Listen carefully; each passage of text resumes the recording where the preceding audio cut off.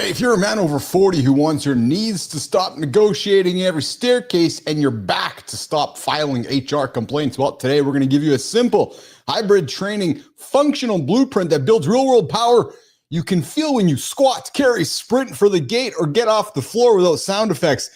And I got to say this, we're also talking about not busting a nut. True story.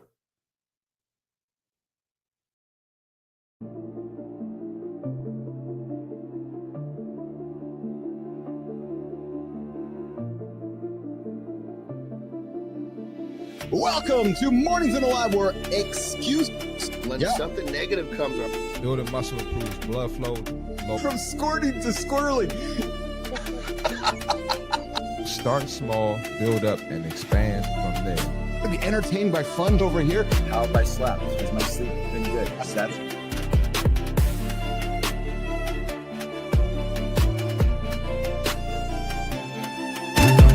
Doesn't come from breaking the rules, you guys.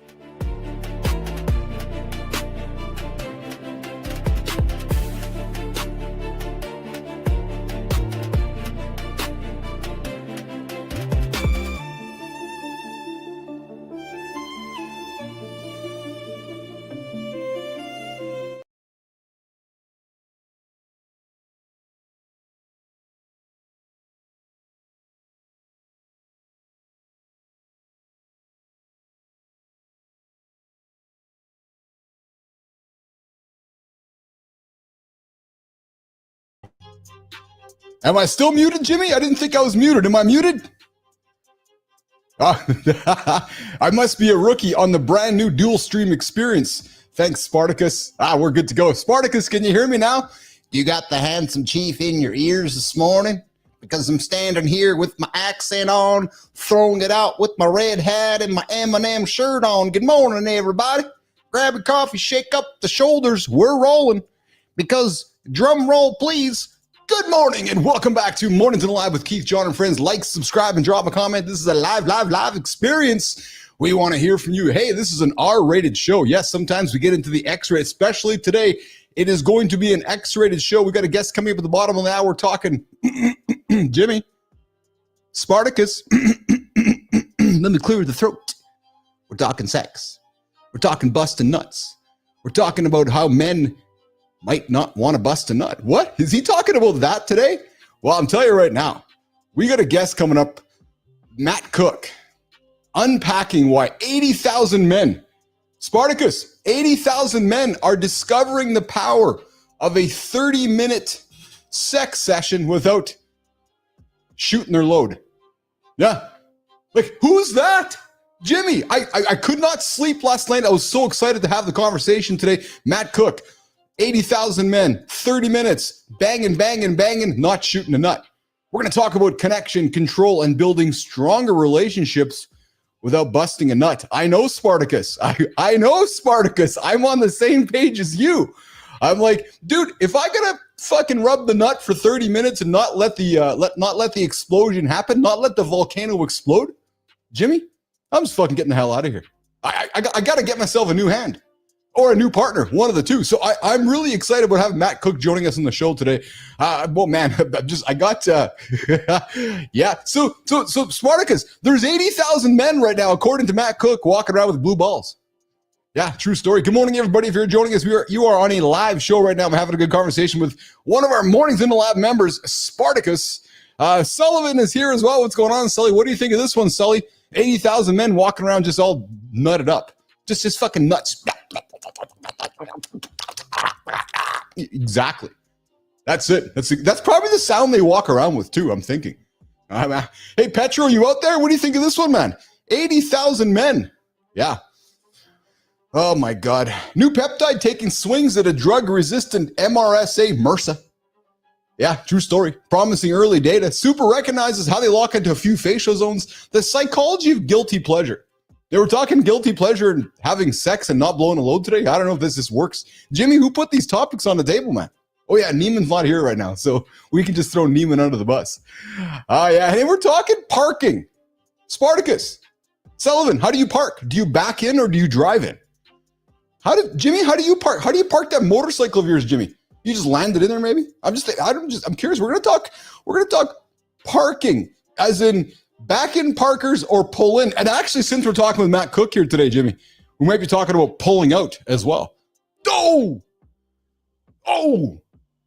So, man, the metaphors: backing in, pulling out, not unloading after 30 minutes. I'll tell you, man, there's nothing like a good back door. And as Good Time would say, even just a tip. So, Jimmy, do you back it in the back door or do you pull it in the front door? And you guys can read between every line you like as I drop that one on the table this morning. Oh, yeah, we're going to get onto Morning Loop Reloaded in the second hour. Hey, guys, you guys still have tons of remotes around your house? Like, how about those 9 remotes just sitting on your coffee table? Or in your bedroom, you're like, fuck, what's that remote for? What's that remote? Are we in an era where we're still battling 9,000 remotes, or are we all just using our smartphone? Yeah, I don't know. I just, which one actually works and which one is still sitting? Which remote in your house have you neglected to take some time to put the batteries in, or say to yourself, you know what? This one just does one job. Well, if I take 3 minutes to program the others, then I could get it all done at once.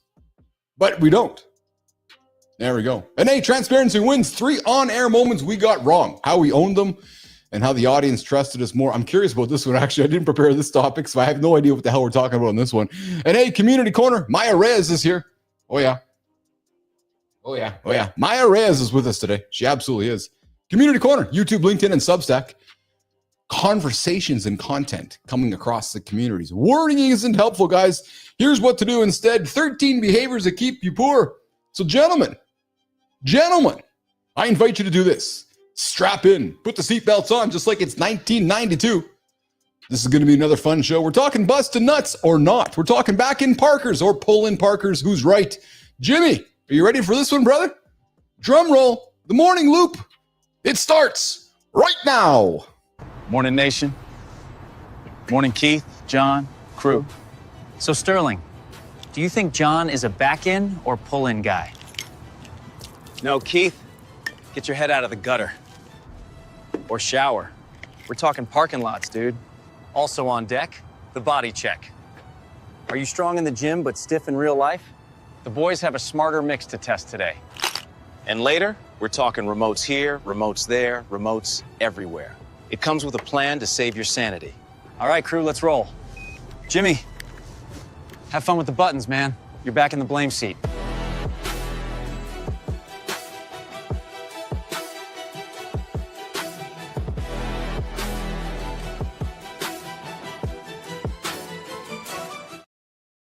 There's my boy out there. There he is. Oh, you just put a big smile on my face. Hey, Ross, ears up. Look at my smile.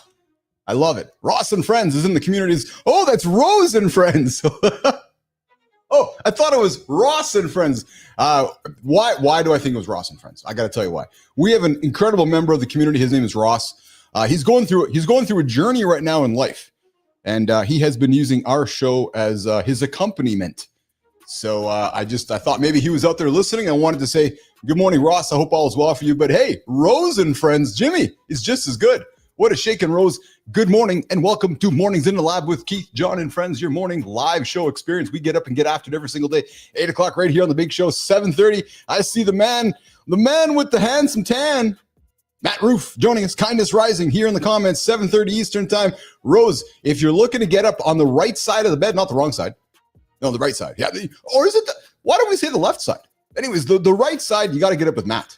And if you're in a relationship, Rose, I'm sorry, just tell your hubby or your female partner that you're going to get up with Matt. Yeah, true story. He'll be like, what? Who's Matt? Handsome Matt. And hey, guys, if you're brand new to the channel, I welcome you.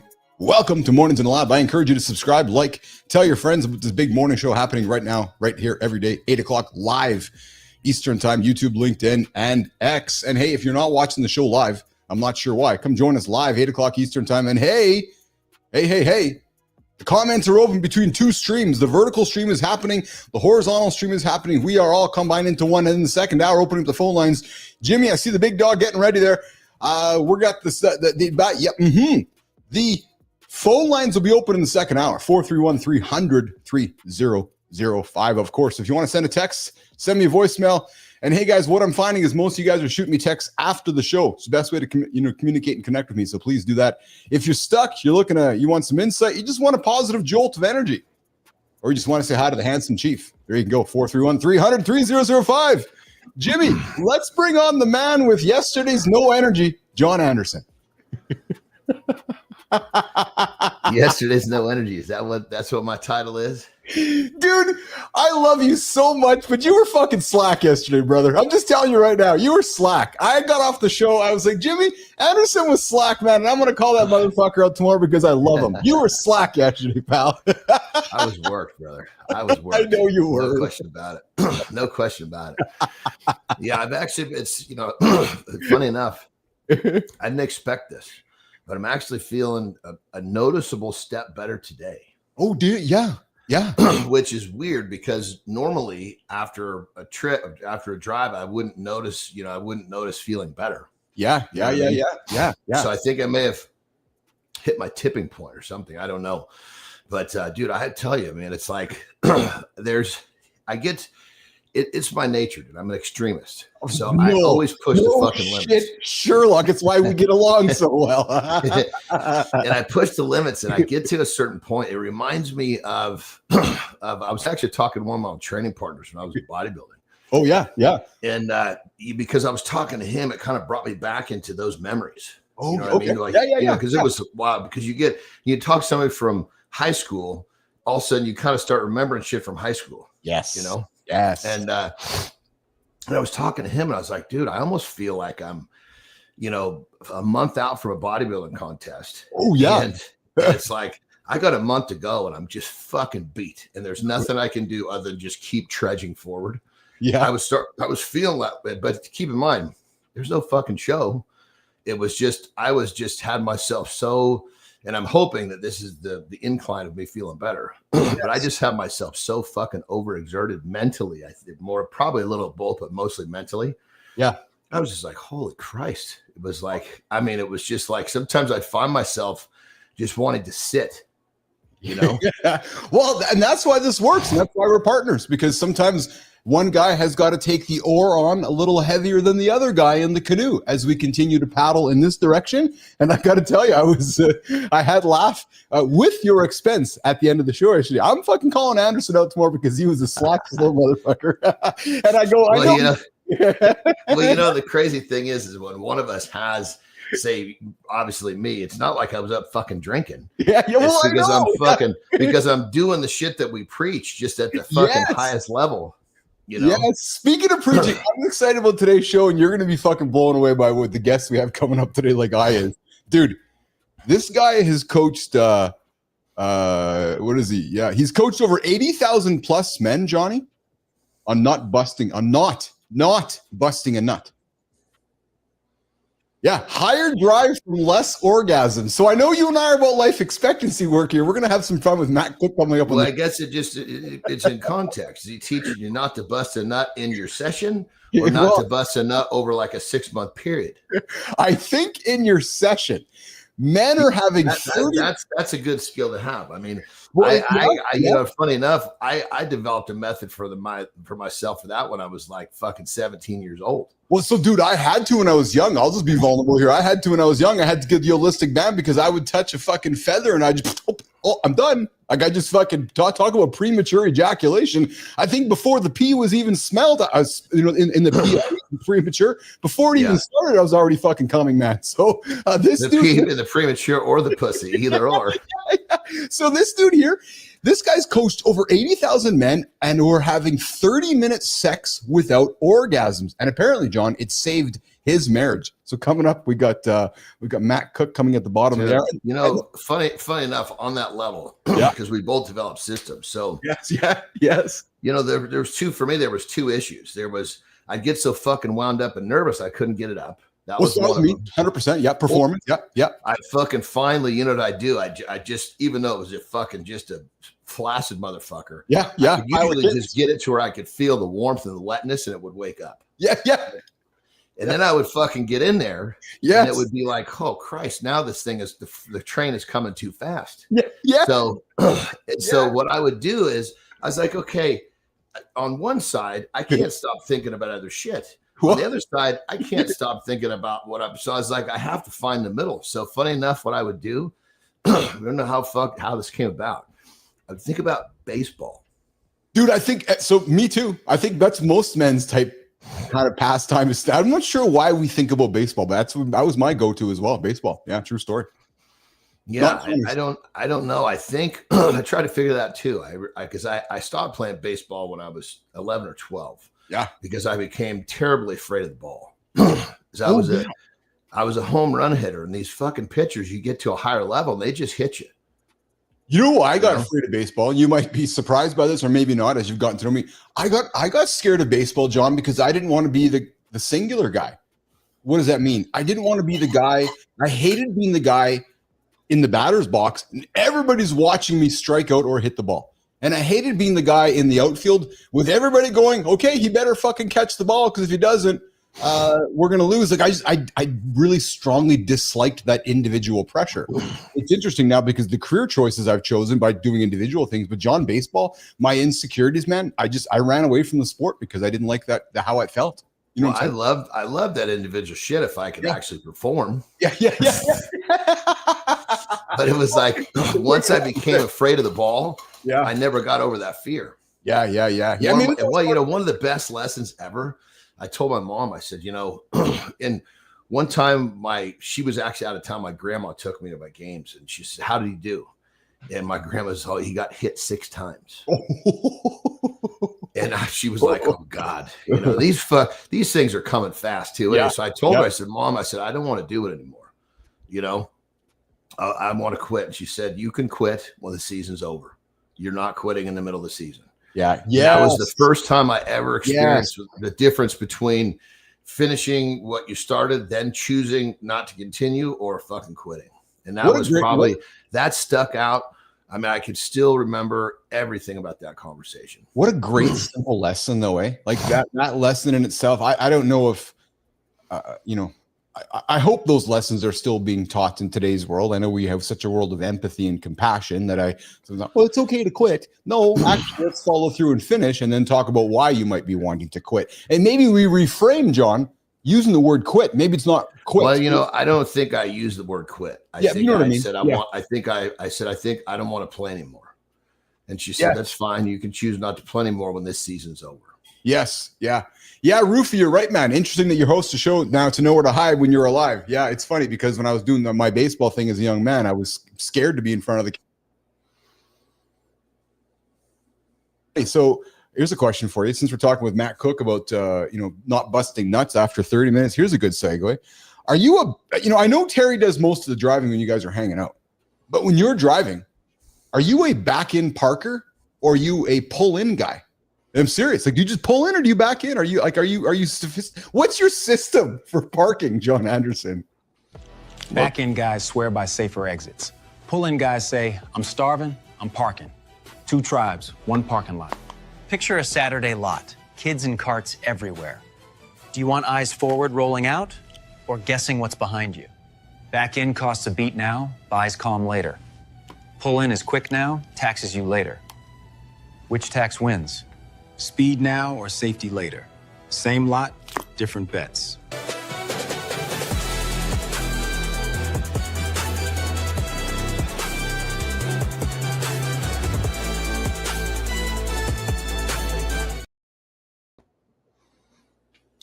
Well, am I muted or are you?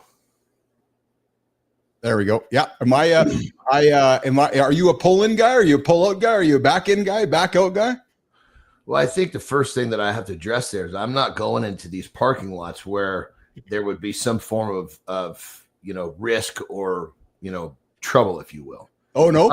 If I was in a parking lot where I thought Terry do that? What's that? You let Terry take those parking lots? Well, no, meaning that we just don't go those places. Oh, okay. Yeah. I'll choose not to go somewhere if I know the parking lot's going to be a fucking mayhem. Yes. But I was going to say, in those situations, I'm like, Jesus Christ, my fucking cars are parked so fucking far away. I could get in and I could fucking drop the pedal and do a fucking donut leaving, and I wouldn't have to worry about it. Have you noticed in small town Americas that the idea of the diagonal parking is we're just losing that whole idea, right? People don't want to parallel park. They don't want to diagonal park. They just want to pull into a wide open parking spot. Is there a difference between diagonal park and parallel park? Well, yeah, because parallel park, you either back in or you kind of okay. Because you said parallel diagonals where they're coming at, like if you're going down a street, you kind of diagonal in. Well, think about I like those. Those are slick.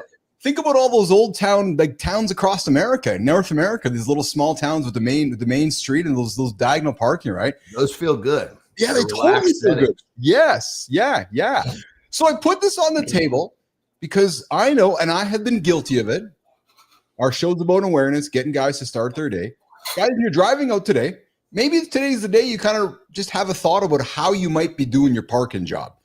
Because I know there's been times, John, I've gotten into the car with such routine. You just get in and just fucking shift into reverse, and next thing you know, you're backing into something, or you don't even pay attention, right? So, this idea of how do you park is, older drivers and anyone under stress, perhaps exiting forward or moving forward might be an easier way to park your vehicle out there on the streets of wherever you're at. So back in parkers versus pulling, guys. Who's right? What's the best way to go about it when you're before the guest comes? When he transitions, I can take a piss. Yeah, we got a 90-minute transition. Oh, but yeah, Sophia Grant did an awesome transition for him this morning. Hey, so Jimmy, do we have that video with Howard Lerman? If we don't, I'm going to talk about it. But if we do, let's run it. There's a man who I have a lot of respect for, John. He's building a company, and we use the product that he's building. It's called Rome. And he dropped a video yesterday. And Jimmy, if you can run that, it's about 20 seconds or so. Run that post, Jimmy. If not, that's cool. But if you can run that, that's great, because I want to talk about it with John. A founder has so many things that are flying at them from all directions, and they just don't have time for social stuff. When people ask me if they should start a company, I don't say no because you don't want to discourage them. You just want to make sure they fully understand that it is a complete lifestyle, not like a monk, but you have to commit to a certain way of living where you are shutting out many things that normal human people do. Sam Altman says it's hard to have more than one thing outside of work. I think a lot of founders make the mistake of, I want to be a founder. Let me look at all these different potential markets and I'm going to figure out which one I can serve. I think that basically never works. I think you have to be bottom up. I think you have to feel the problem yourself and solve a problem for yourself. Because then at least you've satisfied a market of one and you have product market fit with at least you. I love that clip, man. 3 things jump out at me I want to throw you. First of all, product market fit, solving a problem first. You are building an incredibly vertically integrated peptide business because you recognize there's a problem you need to solve for yourself. You're solving it, and now you're building it out for others. Boom, awesome. The other thing that I loved that he said, and you live your life this way, and so do I, which is you have to be willing, paraphrasing, you have to be willing to do things that normal human beings won't and don't want to do. You heard him say that, right? And that's what a founder is. And John, whether you're a founder of your bodybuilding career, your strongman career, your business, that is what a founder is. And I don't think enough people hear that reality, what Lerman puts on the table. I'll tell you, yesterday, and I'm not saying this to boast and honor, I worked from the end of our show right until bedtime last night. I said, Lawrence, I'll be at the desk all day. I went from upstairs here, from here, 9 o'clock, like Central Time, upstairs, and I worked right from 9 till 9, went to bed and got up today. That's founder mode that many people can't do. Jon Andersen, comment on Howard Lerman's comments. Yeah, I mean, I think if you boil it down, interest. Yeah, totally. But 100% is the average person's interest standing in fucking line like a sheep? Well, it's not, but they don't have the fucking balls to realize that if they want to get out of line, they got to start doing the shit that motherfuckers standing in front of them won't do. Yes. But their interest is in comfort. And yes. That line is comfort. It's just as soon as a person realizes I need to get outside my comfort zone and life begins, dude, it's a different fucking world. It's a different life. I think where I struggle, John, is how to, and I'll be honest with you, and maybe I'm learning a little bit from our conversation just through some of my choice of words, but I'm having a hard time with people who are want-tribes or want-to-preneurs or want-to-founders, but they don't really understand Like, I don't want to discourage anybody from doing what I'm doing or you're doing or somebody's dream. I don't want to discourage. I just don't think people, to Howard's point, recognize the social cost of saying no to almost everything. Like, this consumes your life. You get up, you're like, I'm growing my business. And you don't look at it as work because you're interested in it and you fucking love it. And then you do it again. Then you do it again. And then when you're tired like yesterday, you get up and you do it again. I don't know how to communicate that passion to people that say to me, I want to do that. No, I don't think you do. You just don't. And it's okay to go have a job. It's okay to have a job. I got no problem with that. You got to take care of yourself. I wish more people would lean into what Howard says, which is it's socially not a normal thing. Not a normal thing, Jon Andersen. Well, and many people are not cut out for that. They've been raised yes to go get a fucking job with a great fucking retirement. Yes, and again, that's their goal. And nothing wrong, but I guess where I get frustrated though is nothing wrong with it, but don't pretend. Like don't for sure. Well, what screwed people up is all of a sudden social media hit. Wow. And all of a sudden you get this look of people saying this, but what you don't see in those social media pieces is what the fucking the real successful people are doing when nobody's looking. Well, I dropped a post yesterday on my feeds, which was basically along the lines of everybody wants the playbook, Jon. Everybody wants the playbook. You go on any platform, everybody wants the playbook. But in my experience, very little want to put in the work. Right. And that's just what it is. It's that's what it is. Hey, coming up, guys, in a couple minutes, we've got Matt Cook joining us, the guy who's teaching men how to have sex for 30 minutes without busting a nut. I'm not really sure if I want to have that conversation, but we're going to have it with Matt Cook coming up. And when that whole thing came about for me and I learned how to learn my methodology, then it became this quest on the other side. Yes. I would literally get a girl where I wanted her and I would fucking look at the clock. And it became a game of how long I could not fucking nut. Dude, did we grow up in parallel universes? Like was there like a universe? Dude, I would rub one out minutes before. 100% cherry hustler, whatever I could use, I'd get it out. So that, and then I look at the clock and I go, okay, so can I get to 6 minutes today? Can I get to 12? Can I get to whatever? And it's just that. Dude, I'm not going to sound like a fucking pompous ass, but my extreme nature. Yeah. I'll just leave it at that. Hey, before we bring Matt Cook in, Johnny. New peptide shows promise against drug resistance MRSA. Researchers Rathor, Rashid, Sarkar, and colleagues report a short antimicrobial peptide P3 that kills methicillin resistance MRSA while showing minimal toxicity to human cells. The study appeared yesterday in the Journal of Antibiotics. This is the stuff they're really afraid of. Yes, they're really not. Listen, all the fucking healers and all this fucking stuff is the diabetic stuff is one thing, but once you start getting into fucking curing like major issues, now all of a sudden that's when the momentum's going to get too big for them to stop. So these heavier, dude, they've discovered over 12,000 strands, over 12,000 peptides. Yeah, that some of those in there have like the fucking major keys to unlock some major problems. Yes. So guys, next steps in this study here, we're going to bring Matt Cook here in a quick minute here, Jon. The next steps in the study, the authors note that there's a need to assess the stability, the bioavailability, and the human safety. Jon, projections, and here's the impact of this, brother. You know this, but there's projections of almost 40 million AMR deaths by 2050, which underscore the urgency in perhaps getting a hold of this deadly situation. So interesting. And I know we talk about peptides often on the show. You're a big proponent of it. So I thought this is interesting to put on the table. And you know what, pal, as we keep building our show, we will follow this news. And hopefully as we're building this, we'll hear something in months or years from now, which says, hey, this is now appearing in clinical human trials and we're having some great results with it. So, all right, Jimmy, let's do the opener with Matt Cook. Johnny, you got 90 seconds, brother. Let's do the opener with Matt Cook. We'll bring up Matt Cook. We're talking 30 minutes, no sex, no nut blowing, and the benefits to your relationship. Let's get after it, Jimmy. Sophia Grant, Matt. What if 30 minutes of sex without orgasms rebuilt connection, energy, and confidence for real men? Meet the coach who turned that practice into lasting love for 80,000 men. This is Matt Cook, men's sexual health researcher and coach, publisher, and transformation expert at Calworth Glenford.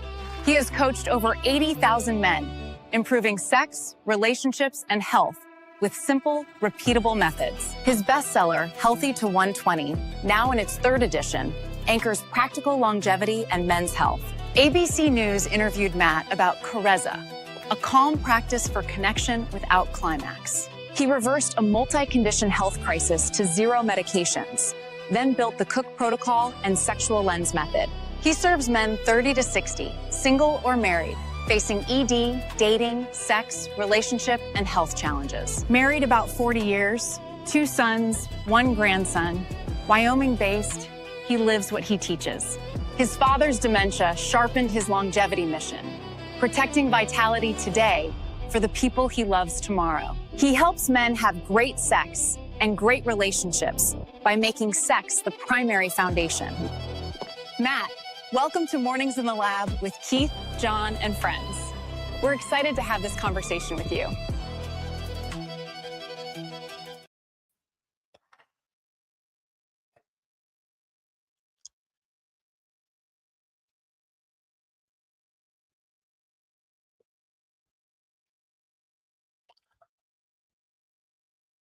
Yes, I'm getting used to the dual streams. Guys, Oh, you're not muted anymore. How you doing? It's great to be here. I'm great. We got Matt Cook, men's sexual health researcher, coach, and publisher who's coached over 80,000 men on not busting a nut, relationships, and vitality. He's built the largest online university for alternative health and sex for men and publishes daily medical discoveries and male health cures. Matt Cook, where are you joining us from today, my brother? I'm in beautiful, sunny, cold Florida. Oh my goodness. Welcome from Florida. Matt, The alligators Jon are Andersen. frozen this morning. Matt, meet Jon. Jon, meet Matt. Matt, what's up, brother? How are you? Good, excellent. When you thank say you. cold, Great. how cold is it there?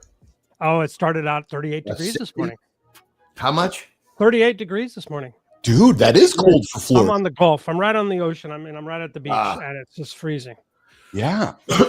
So Matt, let's get into it, brother. I was excited to have today's conversation because of what you do. And Jon, get this, man. We talk about solving a problem for one before you can solve a problem for others. Well, Matt solved his own problem after his own health crisis. Jon, you'll relate, man. 8 prescriptions, asthma, allergies, prostate, blood sugar, high blood pressure. He now takes 0 medications and teaches the methods/systems that changed his life. All I got to say is, how are you supposed to get a hard cock with all that fucking medication in your system? Yeah, true story. I think a lot of people don't. I mean, Yeah, ED literally, is just 100%. at least 40% of guys over like 40 or 50 have ED, maybe all the time. It's so common. It's so common, yet we all don't. And I got to be honest, everybody doesn't want to talk about it. Yeah, Keith and Jon have no problem talking about it, and clearly you don't either. So I'm glad we're having this conversation because, it is a normal function for men. Matt Cook. Dude, I have, just so you know, guys, the timing is crazy because in this last week, I've been doing a series of videos on social media about prostate swelling and basic sexual dysfunction and different ways to bring sexual dysfunction back to life. And in these videos, one of the things that I say is, look, all of these fucking pills and potions are fucking great, but if you don't sleep, if you don't eat well, if you don't have the foundation in line, there's nothing that's going to fix your problem. That's the basis. Now, obviously, if you're going to have something for vasodilation to help, keep that cat scratcher, that's great. But you got to take care of yourself. You're not taking care of yourself. What do you expect? Well, I teach something that takes all the pressure off, and it's just a game changer. And I get more questions. The 2 things I get questions are about prostate problems and ED. 80,000 men I've coached over the years. Prostate, ED, prostate, ED, all of it, man. Constantly, the same questions. And so what I teach that's really been fantastic, it's a game changer. It takes all the pressure off, is that a guy doesn't need to have an erection to have sex. He can have intercourse without having an erection. Now, clearly, it's better to have an erection. But what if you can't? Or what if you can't right now? You see, so there's no more pressure. I call it intercourse anytime. No more pressure. I can stick it in. We can have a great time, even if I can't get it up. You see, that's a game changer. It's an absolute game changer. And the guys will say, well, a woman doesn't like that. No, she doesn't like that, but she doesn't even know it, because actually women in their vagina, they have about 2/3 of an inch where they have the nerve endings, right? Near the outside. And then they also have one way, way deep inside, which most men will never reach. So they don't really know. Most of their stimulation is clitoral stimulation, and it's not through intercourse anyway. They can't even tell. So I teach this, and I teach a method called the hidden finger method, where she can come and they never even know the difference. And men, once they get this, it just frees them up completely. It's so liberating because they don't have that burden. Oh, I have to have an erection or else. They don't have that burden anymore, and it just takes the pressure off. Well, that's huge. Once the pressure's off, now all of a sudden your brain starts fucking settling down. You relax, and you're able to perform. Yeah, exactly. They probably get better. They probably get boners once they start relaxing. Absolutely. Because the more you have intercourse, even if you don't have an erection, the more you will start getting erections. It starts increasing your testosterone. It makes you feel more like a man. So I always teach this method to all my guys. It's been a game changer. I had a couple who had never had sex because they were both severely diabetic and he could never get an erection, and they were going to get married and they had never had sex. I showed him this method. Wow. In fact, I showed her the method and she told him about it, and that was like huge. It changed everything for them, and she still writes me a grateful note every once in a while to this day, years later. It just changed everything. Isn't that fucking great when you change people's lives and they still come back around and tell you, hey, thank you, you did something for me? That and this was from the girl, Yeah, that's really cool, man. I know, really fucking cool. And I've got a ton of stories like that. It's just that guys if they can't get an erection, their whole world just withers away. People don't realize, women don't realize, is that women are appreciated for who they are. Men are appreciated for what they do. That's basically it, right? Do you agree with me on that? I can see that. Yeah. What you accomplish as a man, So if you can't get an erection, you're not a man. Well, this takes all that pressure off. It just changes everything. And I've taught it so often. And then normally I show men how to fix the underlying issues, and then they start getting great erections again anyway. One of my discoveries was over the years that if a man hasn't had an erection for about 6 months, they get collagen buildup in the penis, which is called penile fibrosis. And you've probably heard of Peyronie's, where it's a little bent or a little lumpy or something like that, right? Well, that's actually a form of penile fibrosis. And this is something your urologist never knows about, doesn't tell you about, doesn't know squat about. And we figured out a protocol for men to completely get over penile fibrosis with this device from a professor at University of North Carolina. I don't sell it. I don't make any money on it. It's nothing but it's helped so many men. It's just an amazing device. And it literally helps dissolve that collagen, and it gives men erections who haven't had them for 5 or 10 years. And I work with a lot of young guys who have ED also, by the way, and young guys who don't. But you know what the most common reason that men have ED now who are young men? Do you know what it is? What is it? It's porn, man. It's just porn. Because they get themselves so attached to shit that they can never reaccomplish. They get wired to porn. And I was very lucky because I'm older than that. So I got wired. Well, I didn't get wired to video. Matt, how old are you? I'm 65. Okay. Yeah. So when I was growing up, we had to go to a dirty bookstore or something. You grew up with Larry Flint, and you grew up with Bob Fuccione, and you grew up with Hugh Hep. You grew up with the three, Hugh, absolutely, Bob, and Larry. So it was a big Playboy. It was a big, huge deal. Exactly right. And but men now, young men, boys, they get wired to porn, high-speed video porn at a very early age when the brain is sort of setting its neural connections for sex. And then they really can't have sex without porn, and everything becomes way too intense. It's way too intense. And porn is about watching people have sex, not having sex. So you're wired to watching people have sex. Yeah. Check this out. Here's a real world example on that. So when I was wrestling, we spent a lot of time on tour buses. If you're on a tour bus for 3-4 hours, what we'll do to entertain ourselves is pretty fucking nuts. Well, when phones came and they got Wi-Fi on the bus, next thing you know, there's just these fucking porn videos just getting fucking airdropped everywhere, right?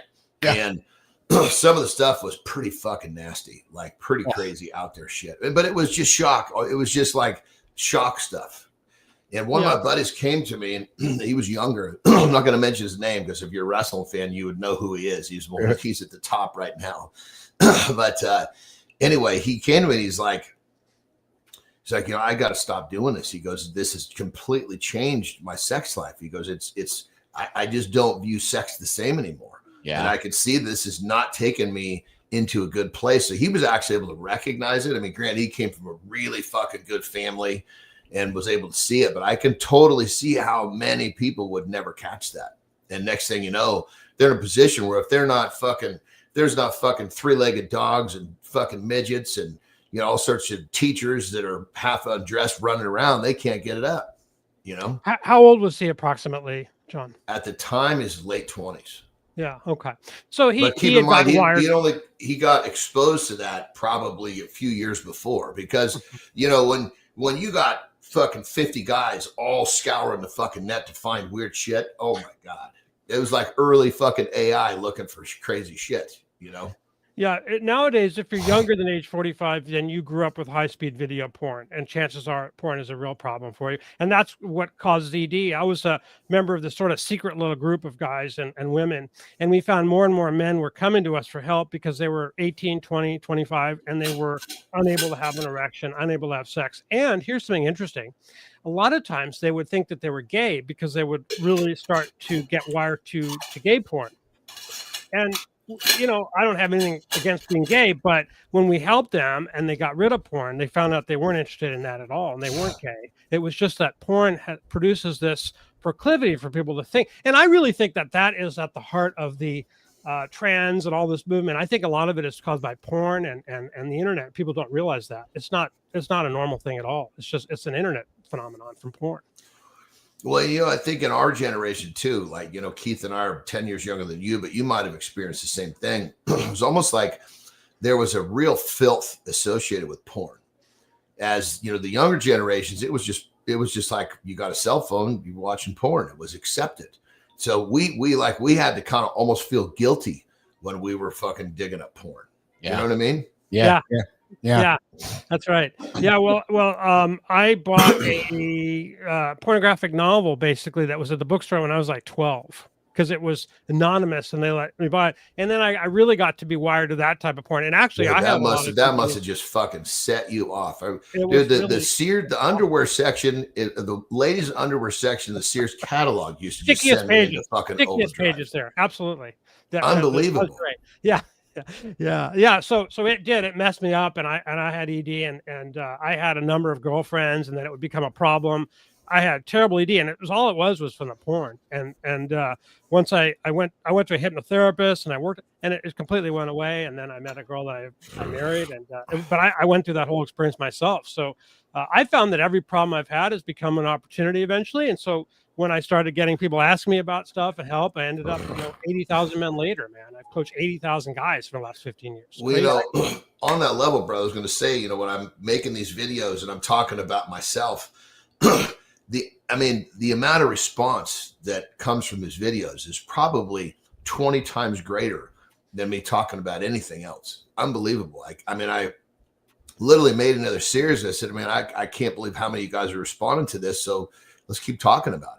I mean, when someone's willing to say, hey, this is what I do for my problem, people feel safe to step forward and tell you about theirs. Yeah. Hey, Matt. Matt Cook joined us this morning on Mornings Alive with Keith, Jon, and friends. Matt, you did an interview with ABC News a while back, and you talked about charisma. Talk to us about what charisma is in plain English, and what to do, what not to do, and how to avoid the common pitfalls. Yeah, and so the reason that it all came about anyway is that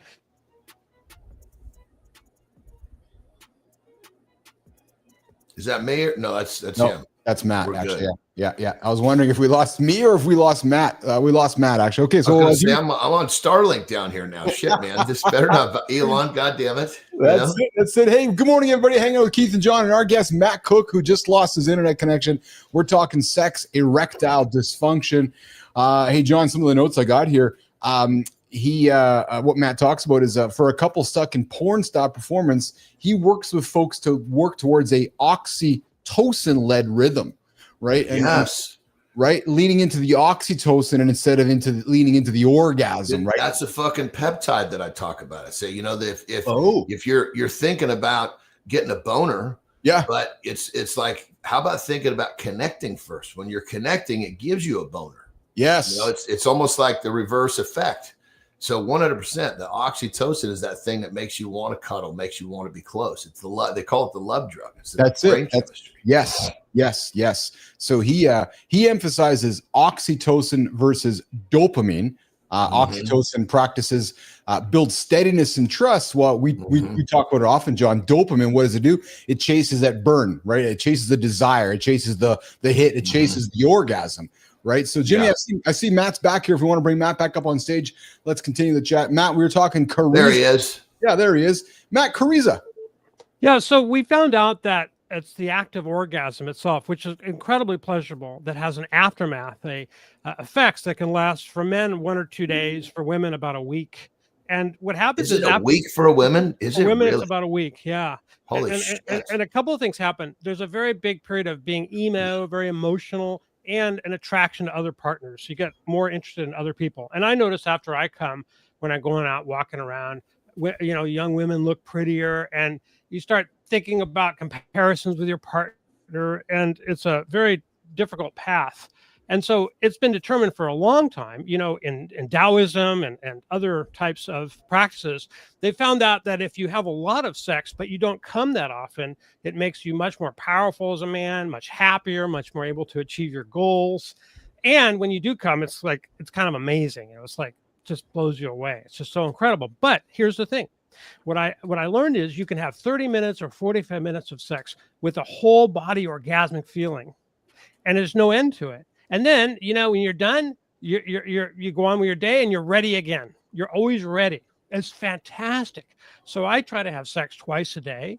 But how do you know when you're done? Well, she tells me I'm done. Oh, okay. I would go on and on, but she doesn't want to do it as much as I do. That's very typical. Women are multitaskers. Things have to be done. Everything's got to be done. Sometimes it's a real quick thing because you're going to go out somewhere and we get to have a real quick plug in for a few minutes. And usually it's a lot longer than that. But she says when it's done. So you've had that. So you've been I'm going to assume happily married, Jody.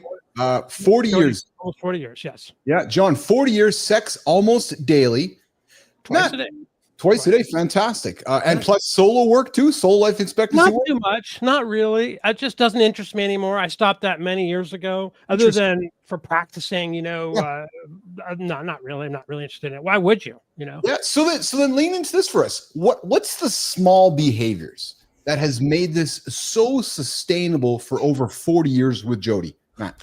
Yeah, it's a lot of kissing and stroking and touching. It's morning and evening, going to bed together, stroking. It's a connecting thing. Is that right, brother? Connecting eye contact. Now, a lot of times a man has to sometimes sort of initiate some of this. Look at me, look right in my eye.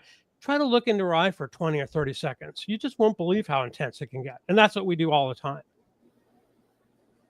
How has becoming a grandpa reshaped your mission? And I'm taking a complete leap to the other side. I have to tell you something. The bio is beautiful, but that is wrong. I do not have grandchildren. I don't know where that came from. I wish I did. Yeah. Okay. I have 2 grown children. I have a boy and a girl. They're grown. They're incredible.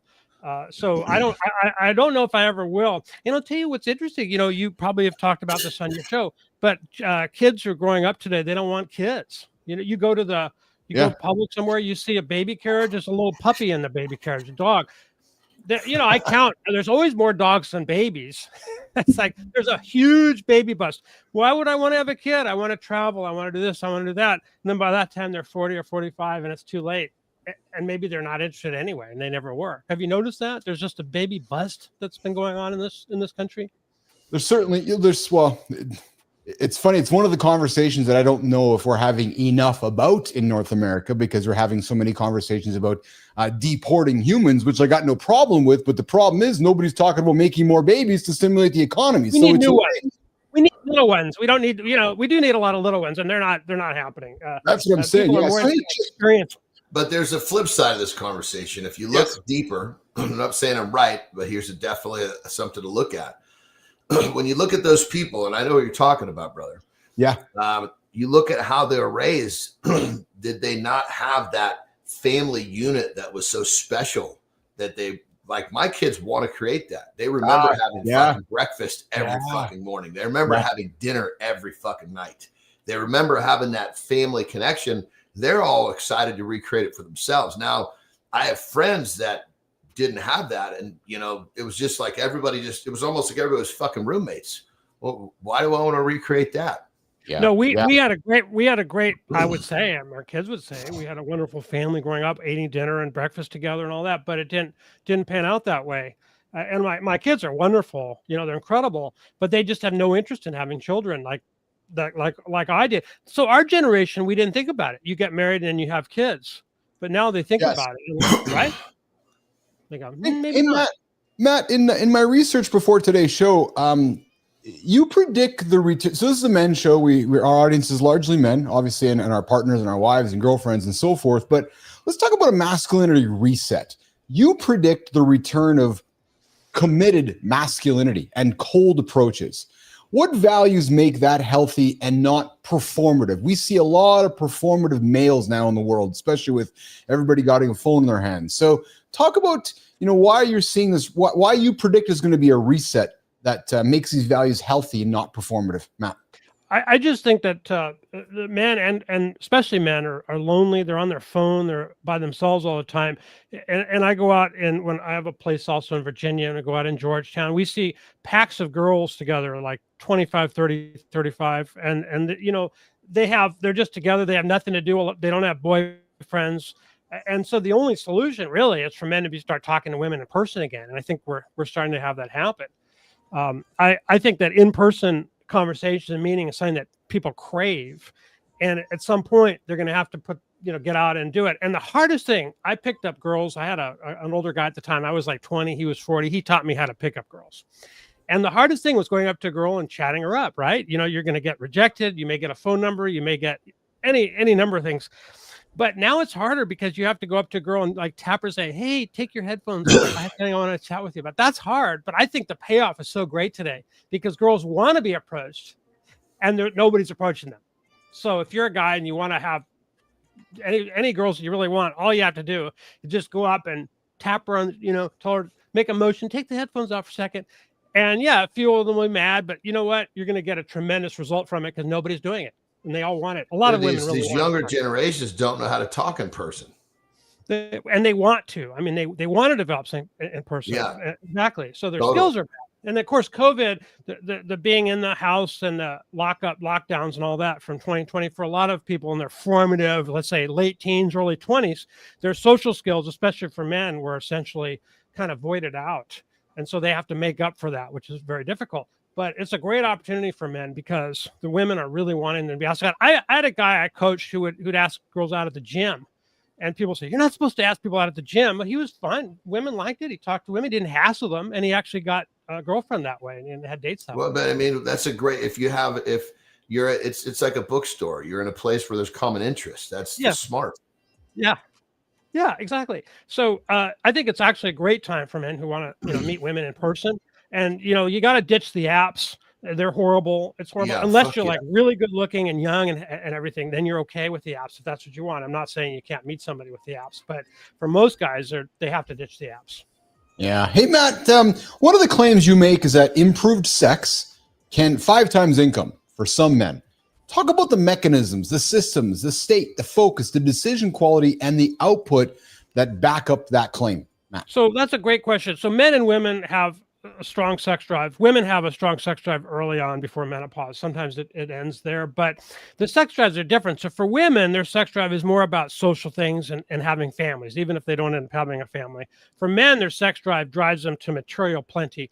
I started out saying that we judge men by what they do, women by what they are. So for men, it's what they do. And our sex drive, our testosterone, it's all designed to drive us to do things to achieve. So most men, 99.9% of men are living in a state of lack, of not enough. They don't have enough sex. And so that rubs off on everything that they do in real life.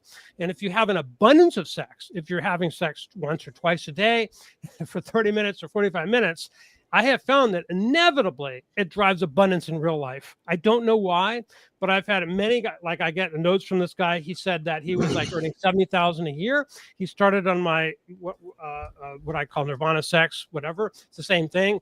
And in about a year, he's making $300,000 in sales. He's able to approach people. It's changing his brain chemistry, brother. It's confidence. Your brain chemistry is going to fucking dictate your life. Exactly. And I found it happens all the time. Abundance in sex for a man brings him abundance materially. It just seems to. And it's like a law of the universe almost. Yeah, Matt, I got a couple of nuggets for you before we wrap up with you here, brother. A couple of nugget type questions for you.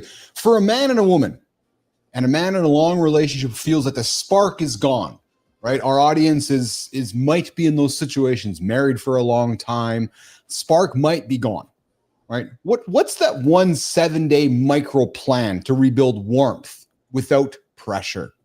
So you're sitting on the couch watching TV, and she's on the right and you're on the left. Scoot up to her and snuggle with her. Get her legs to go over yours. Cuddling, and then hopefully naked cuddling. It just is really just essential. It really brings everything back. Touch, isn't it? Just touch. You're just talking about touch, letting those electrons pass between you. And how many people kiss after a while? You know, they say the spark's gone. Are they kissing? Kissing is just magical. You know, give her a kiss. And here's the thing. Hold the kiss. If she wants to just break off a little peck, no, wait, let's do it for longer. Let's try for 20. Just, you're in the driver's seat. Have her kiss you for 20 or 30 seconds. That really changes everything. Yeah. And Matt, if a man changed just one thing about how he seeks pleasure this month, listening to our show, what would you encourage that change to be? What would that change the rest of his life the fastest? What would that change be, and why? This is like so hard for men to get, but the truth is that if you're going to masturbate, which, you know, is fine, don't come all the time. Put a schedule on the calendar every 4th day, every 7th day. If you're like 20 years old, maybe every 2nd or 3rd day, but that's it. If you masturbate and you don't come all the time, and you have to learn to relax your root area so you don't have blue balls, so that you don't have pain. It creates more and more sexual energy. And that sexual energy makes it easier to approach women and easier to talk to your boss or start a business or run a business. All of it just spills over into abundance in every way. Don't come all the time. Schedule your ejaculations. That's really the key to happiness as a man. Love that. Johnny Andersen, some closing comments or questions for Matt?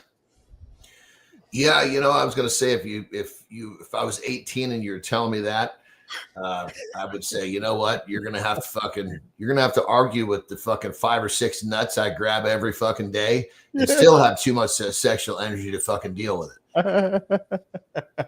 I know. Absolutely.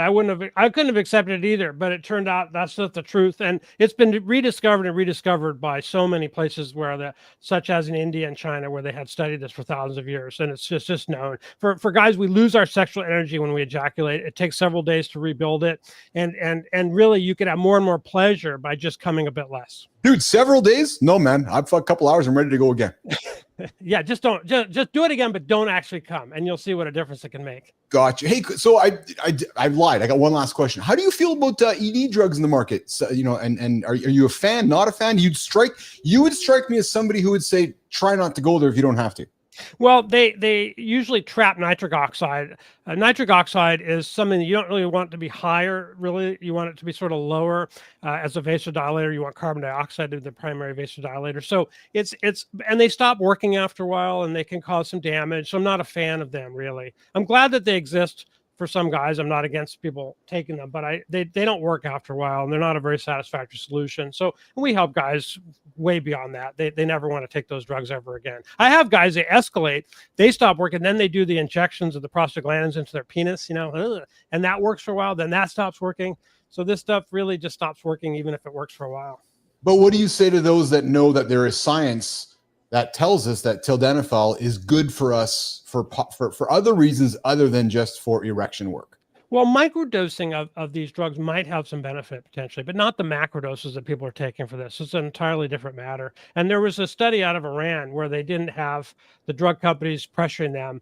Iran? Yeah, incredible place, Matt Cook. Iran, yeah, good one. No. Yeah, and they did some rat studies, and they did the histology on and they showed that, you know, which makes sense. They showed the testicular damage and they weren't giving them 10 kilograms of this either. They were giving them the small amounts of PDE5 inhibitors, sort of similar in a rat what a person would take. So I think they're damaging. Small amounts of these could be, you know, absolutely amazing, but the large amounts that people take for erections, I don't think are healthy. John, closing comments before we say goodbye to Matt. I think you brought up a lot of great things for people to think about, brother, and that's what the show's all about. Exactly. So, it's exactly. Great to have you here. 100%. Matt, how can folks connect with you, find you, and engage with you? We found you on Matchmaker. Where can folks connect with you to do business with Matt Cook? Well, if you want to get on my list, which you'll get a newsletter just for men every day, dailymedicaldiscoveries.com. That's the best way. And you'll get a fantastic newsletter in your email. We have stuff on male health and study, all based on studies every day. dailymedicaldiscoveries.com. Awesome. Matt Cook joining us this morning in cold Florida. Jimmy will do a lifestyle tip with Andersen, reset hour 2. Matt, I appreciate you, brother. Thanks for hanging out this morning with Keith and John. Been a pleasure. Thank you. Awesome. All right, guys, let's get after Jimmy.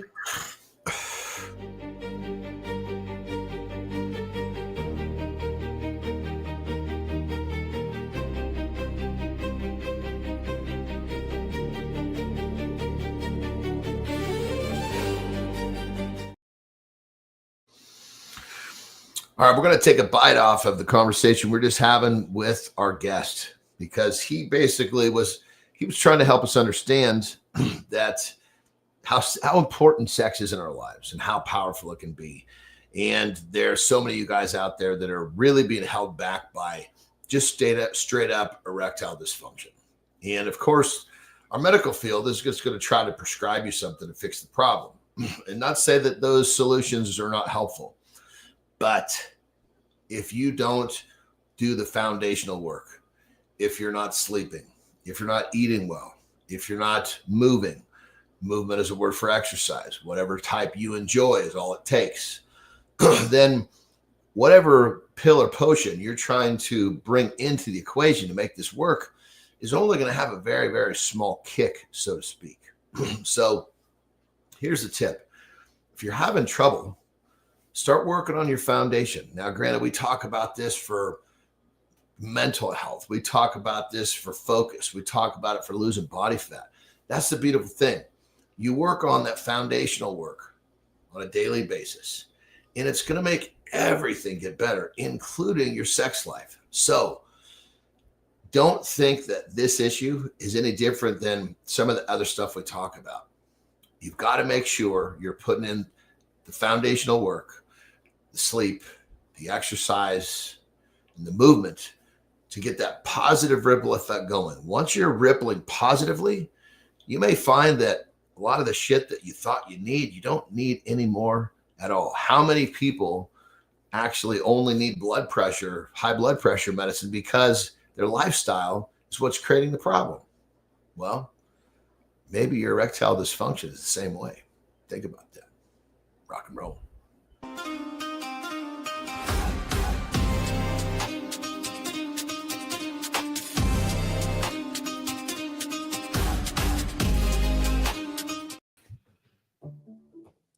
Oh, hey, good morning. Hey, I had my young boy here just popped in here, guys. So hold on a second here because I'm excited. There we go. Jimmy Carter just dropped in here. Carter's on his way back to Saskatchewan. To those of you tuning in here right now who know me, my young boy, the man himself, the Bees, Carter. He's on his way back to Saskatchewan where he's playing hockey. And I just said, hey, could you chop in here to say goodbye as he headed out of town? So as we were doing the reset, I had to step off camera and sneak a hug. That's what we do here on the big show here. Hey, good morning, everybody. Welcome back to hour 2 of Mornings Live with Keith, John, and friends. I really enjoyed that segment from John, how we transitioned out of our conversation with Matt Cook. What a good one, right? We had a conversation around erectile dysfunction and the things that perhaps we as men can do to have more enjoyment in the bedroom. And Matt, talked plenty about not always rushing towards the orgasm.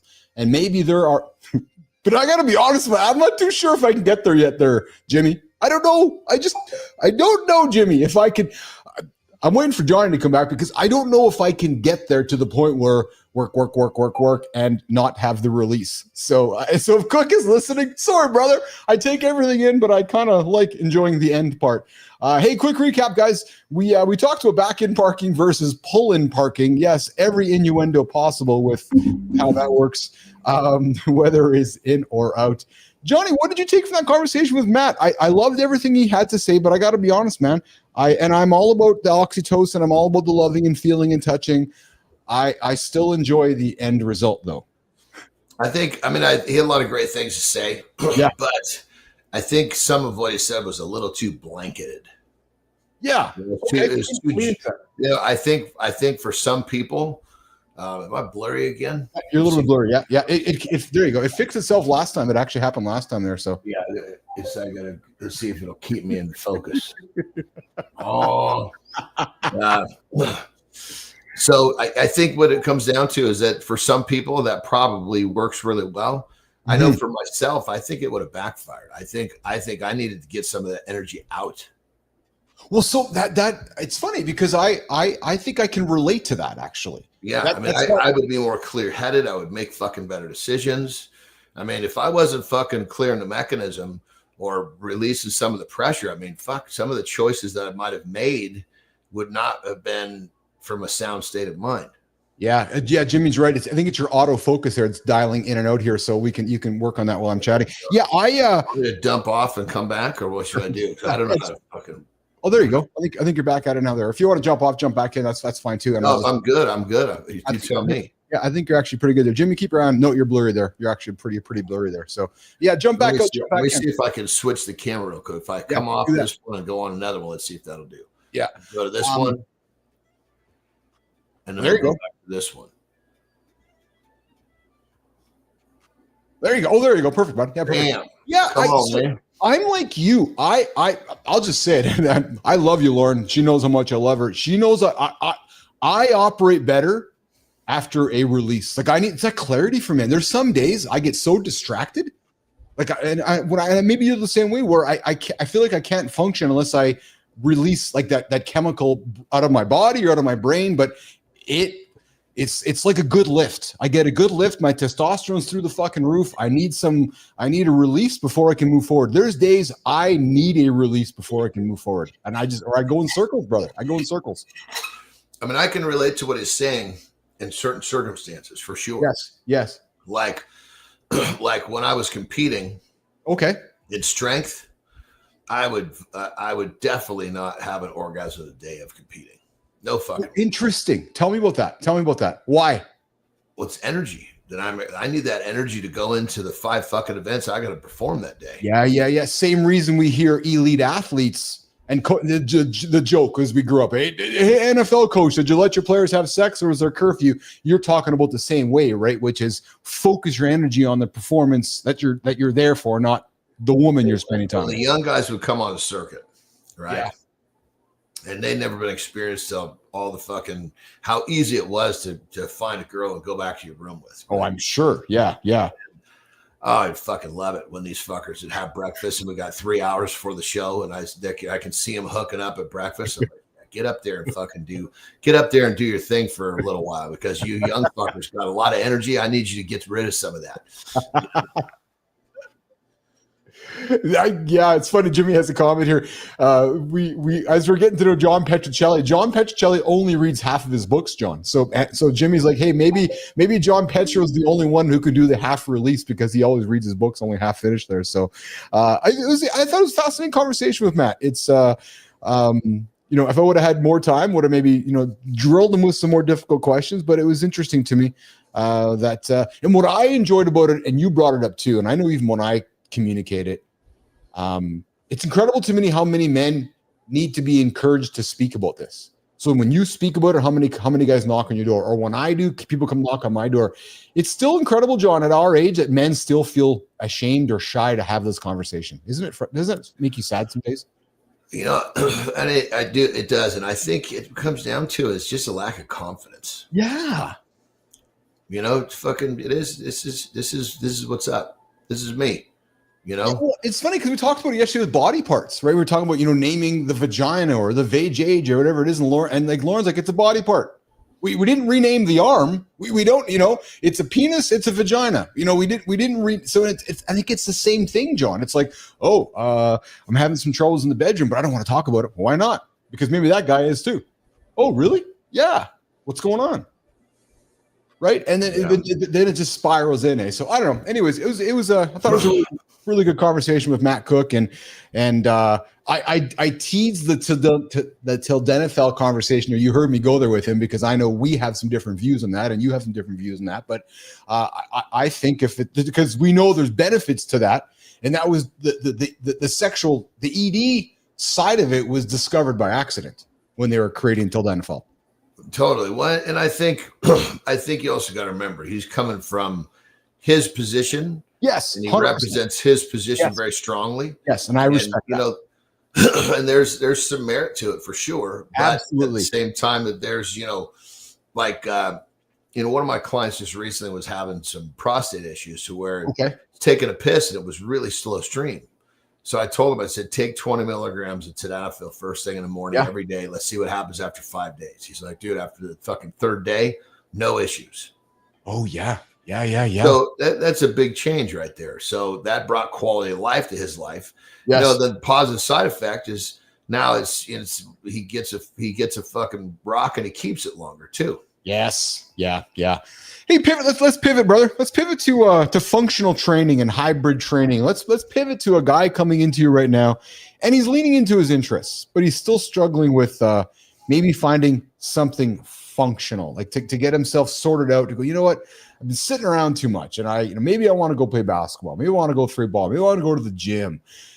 A guy's coming in right now, and he's like, Johnny, I'm looking to get some real life, quote unquote, gains, but not like you, John. I just want some gains.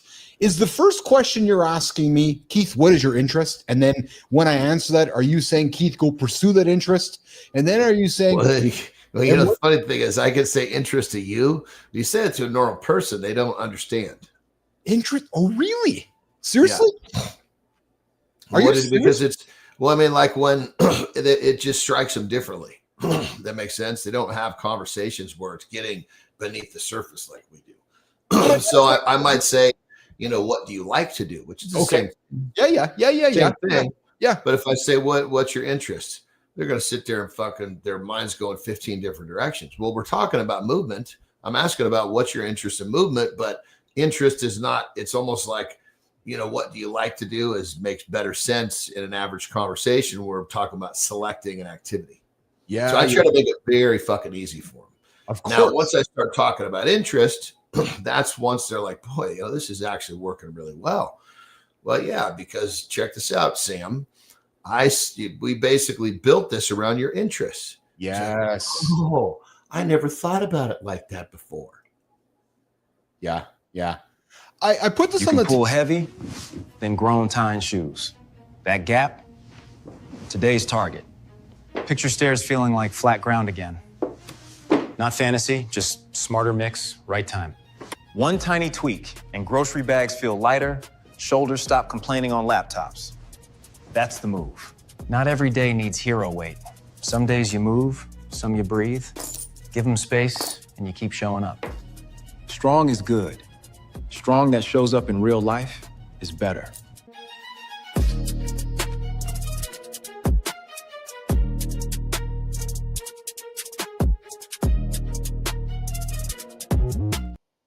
I put this on the table because I don't know if we talk enough about functional training with our audience or with humans or just in general, right? Like taking groceries, carrying groceries. And again, especially as we're aging men, it's so easy to stop, I think, functional movement. It's just easier to get, I don't use the word lazy, but yeah, it's easy. Maybe There's not. another word that I think people hear and they love to use, but they don't really know what it means. What is it? Functional. Oh, yeah. Okay. Oh, interesting. Functional. I want to do functional training. Okay. Define what function is to you. Dude, I never fucking thought of the way you put that to me. Not in the gym. I never thought. I take it for functional granted. training is basically it's function to your life. Well, fuck. What is your life? What is the function of your life? Well, we know that taking a dump is going to be function to your life. Maybe like I had a guy that he climbed fucking ladders all day. He would climb, up on 20-foot roofs, and he would do anywhere between 5 and 8 a day. Right? Wow. Yeah. And so for him, fucking functional training was training that was going to help him climb that fucking ladder. He used to say by the end of the day, he was fucking white knuckling that ladder. Well, yeah. Because he was heavy and he was tired. Yeah. Now he goes, I fucking skip up that thing like it's not a problem. I brought it up because today I did functional training. I did step ups, right? And and The basic thing, put 40-pound dumbbells in my wrists and just got up and stepped up, stepped down, stepped up, stepped down, stepped up, stepped down. And then I made myself uneven. So I had to focusing on my balance. But I don't know if, and I take functional training for granted, but you're right. Most folks don't think about it the way that I or you do think about it. Well, and you could really if you want to really get at it, like, okay, how is that functional for your life? That would be the question you're going to ask somebody. So here's how I would answer that to you. Well, for me, doing step-ups, it's going to help me climbing stairs. It's going to help me if I want to do some trekking with my kids, on uneven surfaces. For me, it's about balance and uneven surfaces because life isn't flat. So if I can be, I never want to fall and break a hip. It's such a fucking big, I know the fact. I was waiting for you to talk about balance. So what are you stepping up on? Like as in like, so I use a foot on. What do I put on? I put it on a box. Like I got a hard box. That's if you don't want to fall down, you need to be stepping up on a cushion. Oh yeah. So hold on. No, you're right. So I step on other things, but my point is just the idea of a step up, or even just like my balance thing that I have here, right? Yeah, you got to be you got to be hitting that foot on something that's not stable. Yes, like right now, I'm standing on this thing because I don't want, and it's important to me, really important to me that I have functional my whole life, man. I am so neurotic about that because I don't want to break a hip. So, like, people use a box when in actuality, they should be using a flat bench. Yes. A flat bench has that cushion. Yes. And So that creates this, which means the body has to negotiate that step with having an unstable footing. That would be walking with your kids up a mountain or on a hike. That makes sense. So within function, you really got to break down function because people it's almost like when these new fucking terms. Oh yeah, I'm paleo. Oh yeah, I'm Pilates. Yeah. You just throw these fucking terms around, but they don't really know what it is. It's interesting to hear you say that, brother, because I fucking appreciate this because I will change I just thought I was being neurotic, but I'm actually kind of maybe rewarding my own thought process in this. I will change my step-ups from a hard, flat surface often to soft movement surfaces so I can focus on balance. So I'll do a step-up on a hard surface. I'll do a step-up on a bench. I'll do a step-up on my couch down here because when I step, I got to step and I got to find balance as I'm stepping. To me, that's functional. I think it's the same. I'm going to make an assumption here. It's probably why you would encourage somebody as much as possible to train like in sand. Because sand is not forgiving, right? And there's no balance there. Would that be fair for me to make that assumption, John? Like, well, it just depends on if they were in a real, if that was a type of function that we needed to get prepared for. Yes, yeah. Because if functional training, it leads back to the person in their environment, their life, or what they're going to encounter. Right. Functional training for me is different than functional training for you. I mean, granted, ours is probably pretty similar. Yeah. Some people are going to be fucking way different. Yes. I've been focusing functionally on my farmer walks or my grip strength. You and I've talked about grip, like these things that like society often focuses on the big chest or the big arms, or the big shoulders. And that's fine. We love all that. But as we age, I'm thinking more about, okay, can my grip strength stay strong? Can I do a farmer's walk for a long time?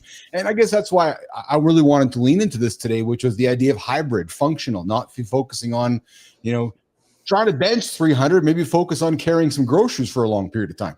A little different spin, John.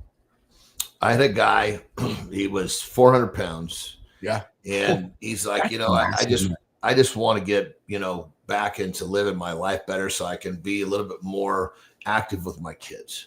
Okay. Right? Yeah. It's like, all right, describe to me what's one of the first things that comes to your mind. What's challenging? He goes, well, because they were little. He goes, when I get down on the floor with them, right, because they're like, 6 and 4 or 6 and 8, I don't remember. When I get down on the floor with them, getting back to my feet is a real challenge. So right then and there, I developed an exercise just for him. Yeah. Called belly to feet.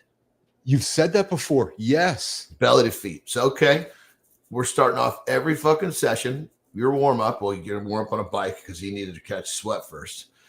You're going to lay down on the floor and you're going to get back to your feet 10 times. And for him, we actually had to fucking develop a system for him to do it because he was tripoding up like a fucking toddler. Really? Yeah. But point of being is that that was massive function for him. You know what's so awesome about that? Because he's crawling over to a fucking couch, pulling himself on a piece of furniture. What is so awesome about that is that it's such a taken for granted movement for 99.9% of human beings. Yet, I bet you when you taught this guy how to get up off the ground, change his life. Change his fucking life. Oh, dude. So he takes his boys to spring training, right? Yeah. They love baseball. Yeah. After the first 6 months with me, he goes, this is the first year I was able to run out on the mound with them. Are you serious? Because I couldn't move quick enough to get out there in the amount of time, and it was embarrassing to my boys. It was embarrassing to my boys. Oh, I just kind of got goosebumps and tears in my eyes because I can't imagine how like that, like think about that, like his insecurities. Like it's one thing for ourselves, Johnny, but when we put our kids into it and he's second guessing himself because I don't want to embarrass my boys. That just fucking crushes me, man. That crushes me.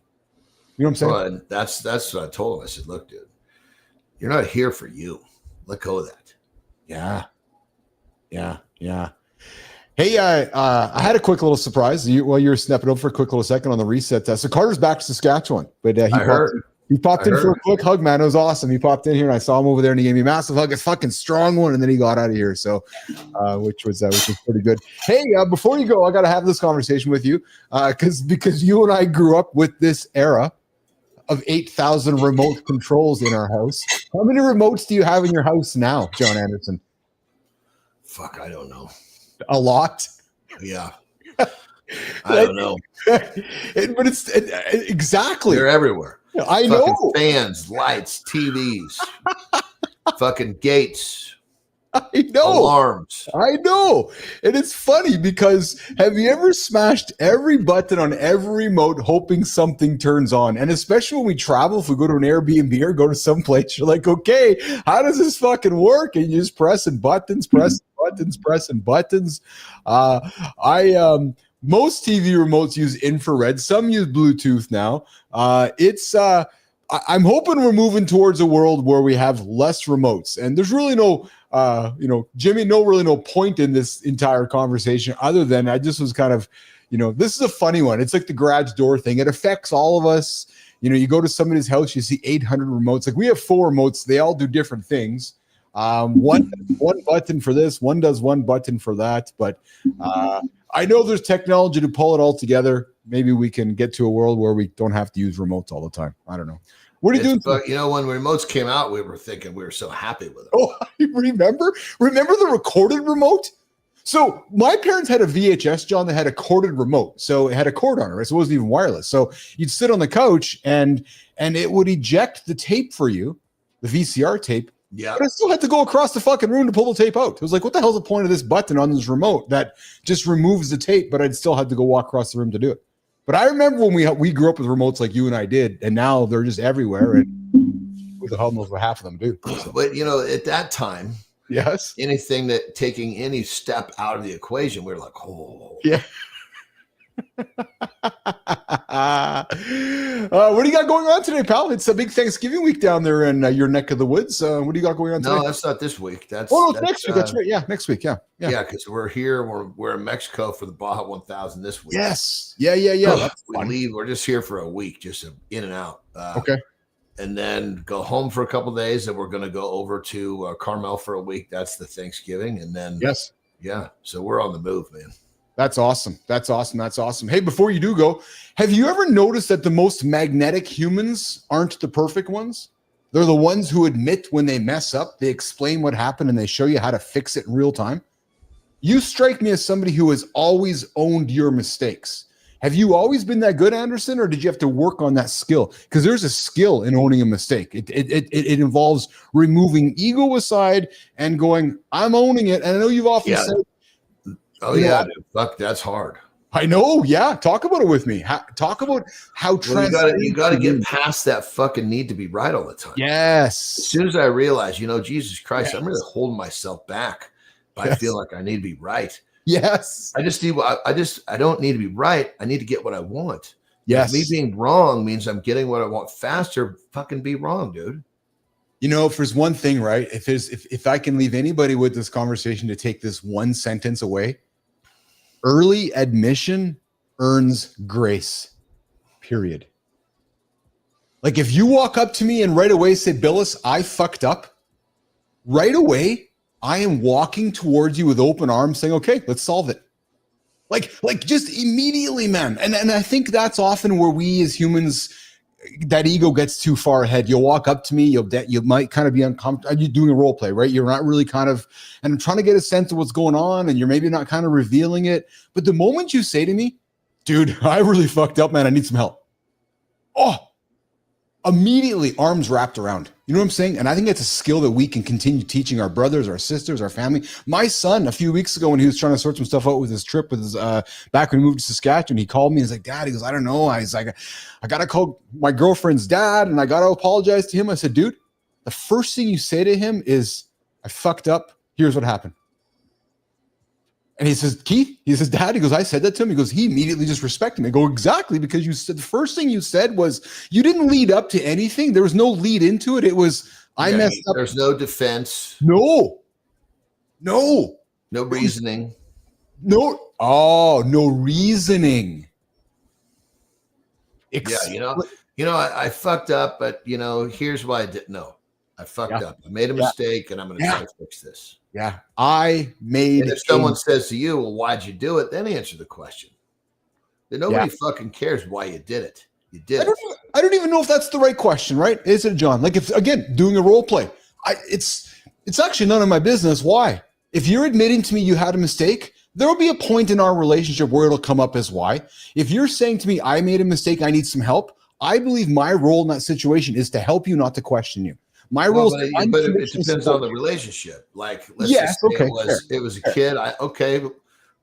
We'll work through it. Let me understand why, so I can do a better job to help you through stuff like this next time.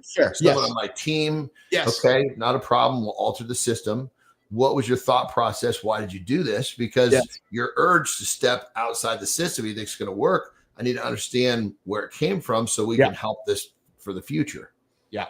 Yeah. I loved the sentence that I was putting this together, which was just like the early admission earns grace. Because and I like how you kind of punctuate it with, because when you say there's no reasoning.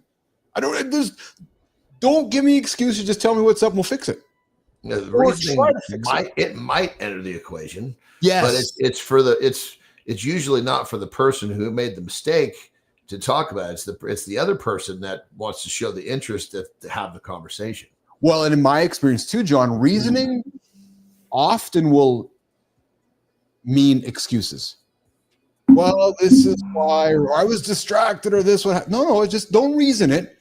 Let's put the facts on the table. Let's acknowledge it. Let's deal with it.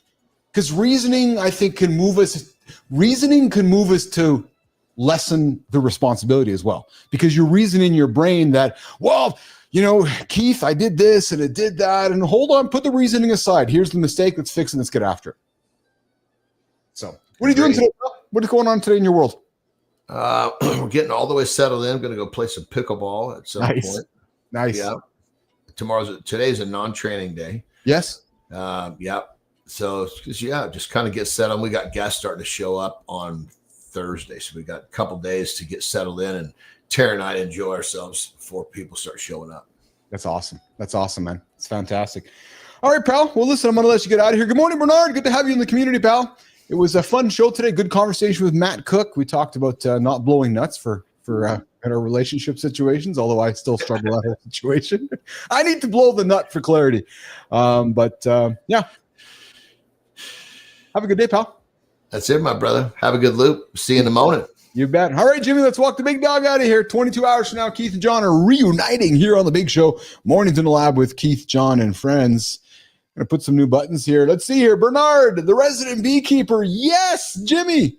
I feel like the world's a better place when I got the OGs in the community. We got the Holroyds. We got the Bernards. We got the Roofies out there. We got the Sullivans.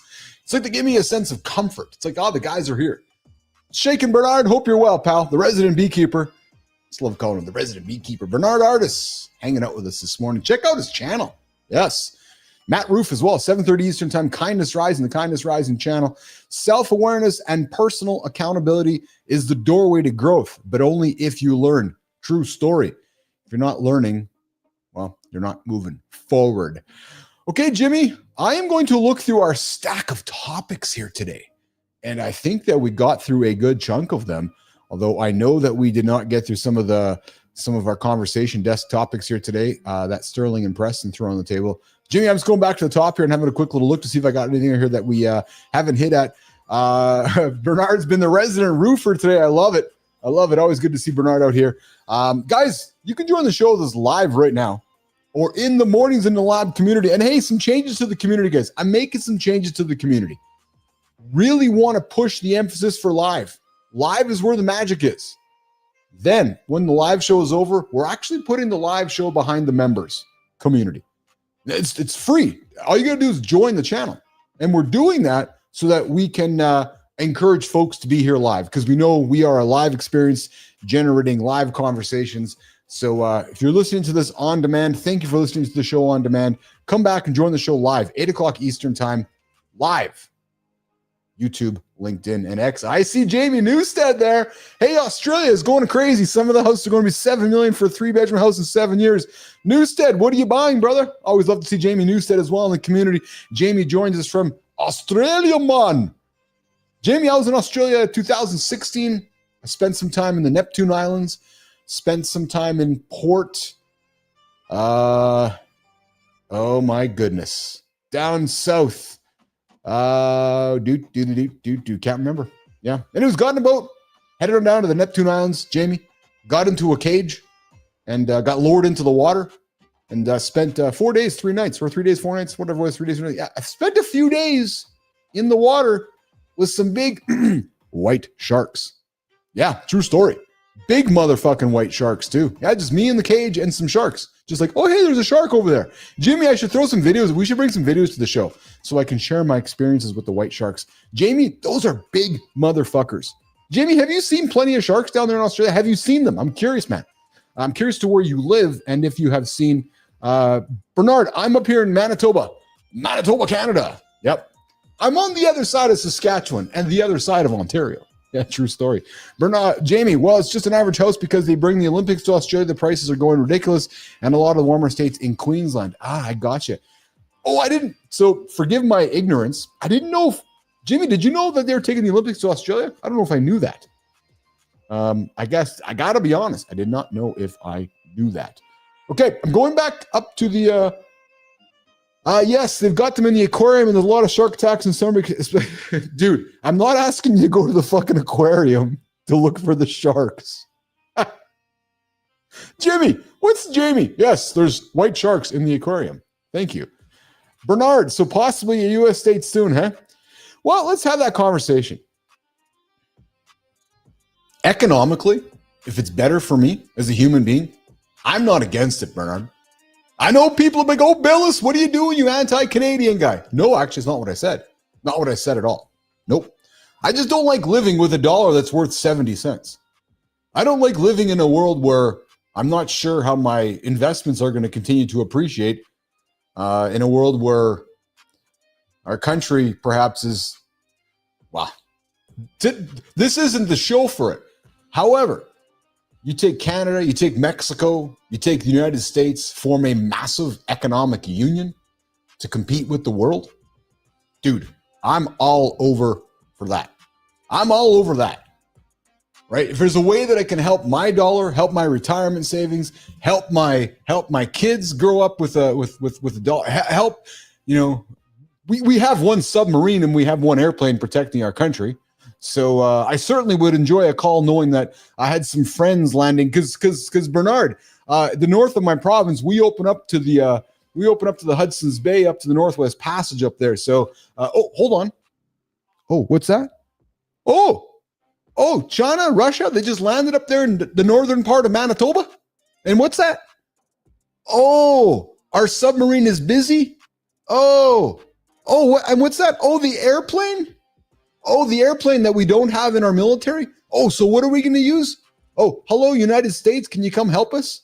So, Bernard, you know where I'm going with this. Yeah, true story. We could use the help, I think, along the way. Yep, true mother story. Okay, we're going to get to Community Corner with Maya Reyes in a few minutes. I just want to throw a couple things on the table here. Let's see here. Here we go. Study finds AI models unsafe for controlling real-world robots. Yep, true story. Yeah. Researchers from King's College London and Carnegie Mellon University reports that robots controlled by large language models, the LLMs that are populating the world right now, failed critical safety checks when given access to personal data like gender, nationality, or religion. The key findings that all these models approved at least one command that could cause serious harm, including removing mobility aids, brandishing kitchen knives. So I find this funny because, I know I've been a massive proponent about what's happening with robotics and how it's changing the world around us. But what I find humorous is that many of those are being powered by LLMs. So these authors are saying that LLMs should not solely control physical robots, especially around vulnerable people. Oh, I know, Jimmy. Let's do like that company announced last week. We're gonna teleport a human into your house so that we can control the robot on your behalf. So it's actually not autonomous; it's just a fake autonomy. I don't know. I found this quite fascinating. So, and we're gonna keep talking about robots and AI because it's not going away. And I expect that while we continue to build this show, robots are going to start appearing in the homes of the Newsteads, the Bernards, the Good Times. What's going on, Good Time? I know you're out there, brother. Bernard, yeah, I have a pretty good idea. You guys produce the East Takes, so why not have free trade? Bernard, dude, and here's the thing. We don't want to lose sovereignty. Listen, I don't know if we're going to lose sovereignty. Let's create an economic union. Do you think the state of California is less sovereign than the state of Virginia, the state of Florida? Guys, you guys got 50 some odd states, right? 50 because we're going to be 51. You think you're all the same? No. So maybe that can happen up here in Canada, where we can all live in prosperity. We can compete against the world. We can have free trade. We can all live a higher quality of life, have a good military to protect us. Yeah, true story. I don't know. Hey, Jimmy, there's a study that reveals super recognizers focus on key facial areas. A study coming out of Sydney reports that super recognizers excel at Face ID by targeting the most informative features, not by simply looking more. The study appears in Proceedings of the Royal Society. They choose the most useful parts of the face. Eye movements from 37 recognizers and 68 typical observers were recorded and then mapped into 9 facial recognition identities. And the work showed the quality over quantity. Interesting, right? Looking for quality over quantity. And if you think about it, it's actually not surprising. If you guys have an iPhone, which I do, and I use FaceTime to unlock it, this seems maybe to follow some of those same strategies, right? The quality of the scan instead of the quantity of the touch points. So I thought it was kind of interesting that we as humans operate the same way. Super recognizers focus on key facial features. Maybe you like somebody's eyes. Maybe you really like their nose. Maybe they have an incredible physique that you're just taken aback by, right? Not the face, just the physique, Jimmy. All right. And hey, we talked today about not, Bernard, if you missed the conversation during the first hour, we talked about not busting a nut, Bernard. We talked about the power of holding it in. We talked about the power of having sex with our partner, not by ourselves, with our partner and not ejaculating. That was the big conversation. So it might also explain the psychology of guilty pleasures, Jimmy. There's some new research, Nation, that explores why guilty pleasures, roofie, guilty pleasures, trigger mixed emotions. Findings show people enjoy certain activities while fearing social judgment, producing classic ambivalence. Yeah, positive and negative feelings at once. You know that feeling. There's that activity that becomes a guilty pleasure when it clashes with one's self-image or values. And there's concerns others would judge it. Let's go here, guys. Maybe that guilty pleasure is fucking heading on down to the store, grabbing a bunch of shit food, Jimmy, heading back to the couch, heading the old remote control like we talked about on the show here, Jimmy. One of those 9. You're like, I'm going to sit down. I'm going to crush all this fucking crappy food. I'm going to watch some shows. And I'm going to have a nap. Oh, I think we've all been there. Then what happens? Shame, embarrassment. They coexist with that strong amusement and contentment. You're sitting there crushing open the bag of chips. Jimmy, you know the feeling? I'm a sugar guy. That big bowl of cookie dough. Then you start thinking to yourself, ooh, people judging me. The fear of judgment often limits sharing through close friendships. Do you tell anybody? And this is why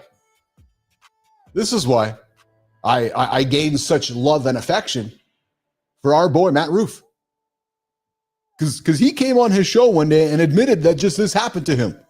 Many folks don't. Many folks hide behind those guilty pleasures, those conflicts, the psychology of it all. Not Roofy. No. He's like, holy fuck, man. Bom, bom, bom. What's the guy do?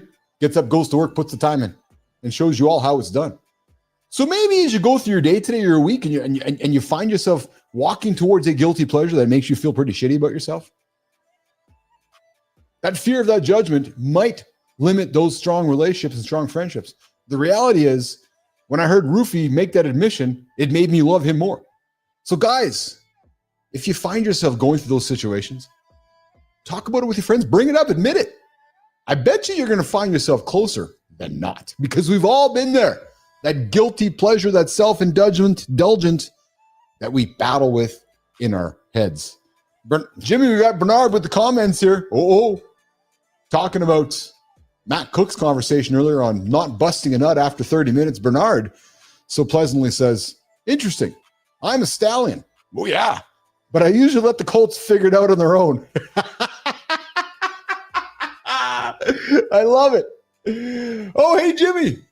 Bernard's birthday was yesterday. Happy birthday, brother. My birthday was yesterday, as Scorpio as it gets. That's awesome. Nation, let's send some love and some birthday wishes out to the resident beekeeper, Bernard Artis. Jimmy, we got to do like a birthday segment for Mornings in the Lab Nation, that folks can come and celebrate birthdays with. The birthdays. Okay, Jim. What's that? Maya? Oh, yeah. Maya Reyes, you ready to do Community Corner? Maya, let's get after it. Welcome back to the Community Corner, fellas. Today we're trading worry for action, asking if cutting people off is courage or convenience, and gut-checking 13 habits that quietly keep us broke. If fear is data, what are we doing with it? If family is messy, what are we repairing? And if success is simple, why aren't we consistent? Let's hear today's stories, Keith.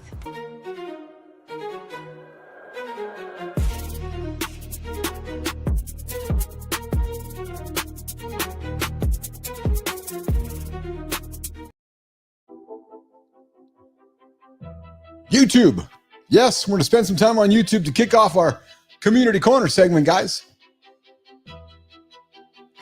Bernard, the B-Day of Manitoba becoming a state party. Come on, Bernard. You're going to ruffle the feathers. Bernard. Hey, Brian Ford from Self-Improvement Daily breaks down the difference between fear and worry. We're talking about him from his channel on YouTube. Fear is useful. It gives us information for making decisions. Well, worry.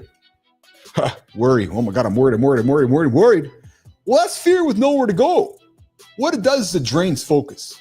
It hijacks our energy. It prevents us from performing. Worrying, you guys, it doesn't change your outcomes. Nope. It actually only robs you of peace.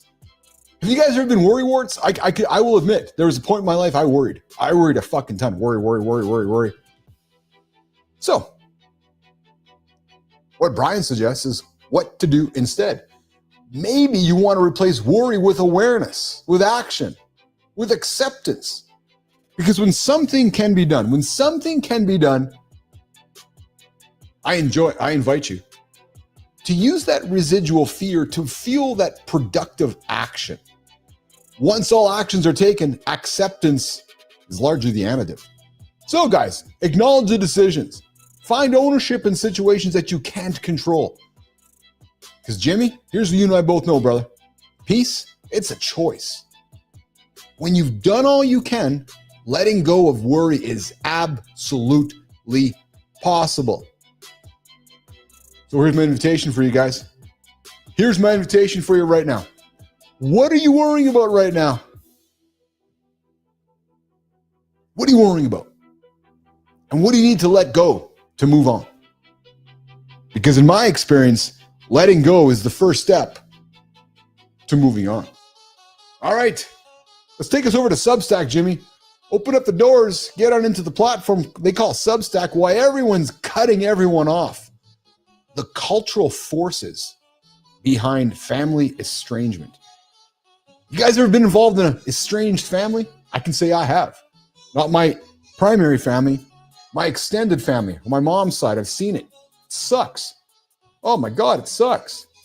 Rachel Hack explores a spreading crisis, family estrangement. Rachel argues that forces at play are deeply cultural, not just individual. Post-mortem ideas and critical theory expanded into family life, making ordinary relational struggles feel political and morally fraught. Social contagion. I'd even argue social media accelerated all of this. These ideas around toxic families and cutting off contact spread rapidly online. Viral narratives normalizing estrangement as self-care. It's like, oh yeah, it's okay. Take care of yourself first. But what about the family? Digital overconnection raises expectations, amplifies relational stress, and it leaves people feeling both crowded and lonely. Let's face it, we spend more time than ever talking about mental health, helping others with mental issues. But maybe because of that, these relationships now are judged by their emotional payoff. Concepts like trauma and abuse have expanded. People leave rather than repairing when things get hard. It's like, I'm just going to fucking leave. I don't want to deal with it. I don't want to have the conversation. Who wants to have the conversation? So what's the solution? Jimmy, what's the solution? Small, consistent acts of connection, practicing forgiveness, living values through micro shifts. Don't try to change culture in broad strokes. Focus on what you can focus on, which is probably your direct relationship. So ask yourself this, guys, are you holding on to a relationship that's genuinely toxic, or are you actually moving on with it because it's the right thing to do? All right, let's keep the journey going here. John Jacob Jingleheimer Smith, JJJ Ace is in the community this morning. Good to see you, brother. Yes, I like to schedule time with myself to think about things I worry about. That way I can put the weight down and know I'm not hiding from another. Then with a cup of coffee at hand to work on it. JJS, that is awesome, man. I can relate to that comment, brother. I really can. But you know what I take from your comment is, I think, a learning that we can teach others. Your key word, I like to schedule time with myself. Triple JS, not many of us, or not enough of us in my experience, do that part, which is taking the initiative to schedule it, to say, I got to think. And I'll be honest, man, I've been spending more time intentionally doing it, because I've been building the platform here. It's been doing. Sometimes like, holy fuck, I got to stop and think. So dude, I appreciate that, man. I like to schedule a time with myself to think about things that I worry about. And it's funny, I don't know about you, Triple JS. There's his new name, Jimmy, Triple JS. I don't know about you, but I find the more I think about it, the less I recognize that I got nothing to worry about. And I don't know about you, Triple J, but I find as I'm going through my thought process moves toward gratitude and less away from worry. Does it work for you the same way, Triple J? Because I know it does for me. Because I start getting into it, I go, okay, what am I worrying about? Oh, wait, I'm grateful this is happening right now. Okay, I get some gratitude. And I find over time the gratitude beats the worry. But the key there, and you said it, my friend, intention.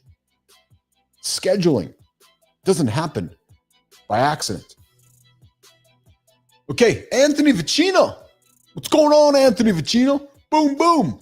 A best-selling author, keynote speaker, shares an honest list. 13 behaviors that keep you poor. Yes. I'm not going to go through all of them, but think about them. He's personally practiced all of these at some point, and here's how each one traps you. Guys, if you live a life of doing the bare minimum, well, fuck, man. Let's just call it out, Jimmy. You do bare minimum, you're going to get bare minimum results.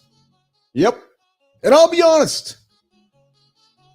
There's times I'll see people putting in the bare minimum. I fucking hate it. If you're on my team, you're putting in the bare minimum, I would invite you to go look at the mirror. True story. Yep. Because great results require more effort than you think.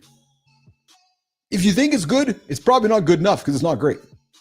Those great results require more effort than you think. And that is a brutal pill to swallow.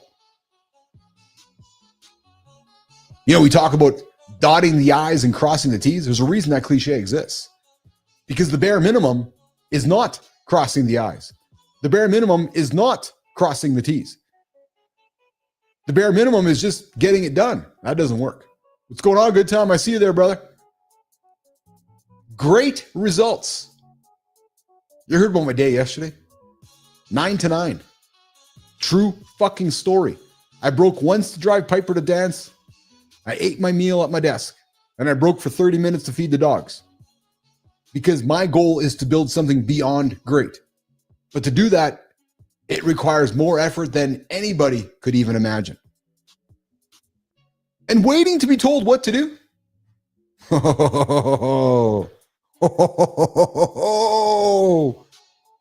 You've already fucking lost. Because you're reacting. If you're waiting to be told what to do, you know what the truth is, you guys? You're actually adding not much value. I know the truth hurts. Because you're working with an organization because they trust you and they've hired you. They've empowered you. If you are waiting what to do, it means you've added little value. You've already lost. Be proactive. In my experience, nobody will ever say, hey, why are you proactively checking on me all the time? Why are you coming by my table to wonder if my meal is good? Why do you keep always being so proactive? Why do you care so much about my experience in the restaurant? Why do you care so much about my experience, as you're roofing my house? Because I know what to do. I'm proactively taking care of you because that's why you hired me. Here's another one, guys. Maybe I'm going to do all 13, Jimmy. Expecting praise for hard work, it gets you nowhere. Nope, nowhere. The world absolutely does not reward expectation. Ask my son. We've had this conversation many times. You know what it rewards? It rewards proactivity. It rewards results. I don't care how you get there. I care about the results that you deliver. Transactional. If you want to think and operate transactionally, well, transactional thinking, that tit for tat, maybe like the guy with the orange hair, I got to do a deal here, got to do a deal there. Maybe there's sometimes a place for that. But transactional thinking often will lead to poverty. Generosity, giving, it might multiply your results. Flip the script on how you think about it.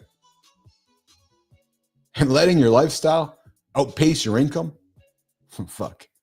That keeps us all broke. Living on the credit card. Wealth, guys, wealth is what you keep, not just what you make. And stopping learning, that's going to keep you broke too, man. It's going to lead to stagnation. It's going to lead to have you on the couch. It's going to lead to that fat ass, that big gut. It's going to lead to the call to Jon Andersen years down the line going, I can't walk up the fucking stairs because I've been sitting on my ass too long. Because I've stopped learning. Lifelong learning is essential, especially if you want to keep making cash. And trading only time for money is a trap. So guys, here's the facts. You're never, ever, ever going to feel ready. Nope, never. But all the behaviors that I just talked about with you, fuck, man, they're going to keep you poor. So here's my invitation for you. And I know the invitation comes from Matt Roof as well. Start now. Start today. Don't wait. Don't wait for one day. Don't wait for tomorrow. Don't wait for someday. Don't quit when things get tough. That perseverance you have inside of you, it is vital. Complaining about others, it's fucking useless. Focus on your goals. The best way to do that, 7:30 Eastern time. Set that alarm. Join Matt Roof. And then stick around for the big show at 8 o'clock Eastern time. Maya, let's walk us out of here. 3 moves for the day. Act on 1 worry. Repair 1 relationship. Kill 1 poor habit. Simple, not easy. Which one are you committing to today, fellas? And as always, tag us in your next post to get your story featured on The Big Show.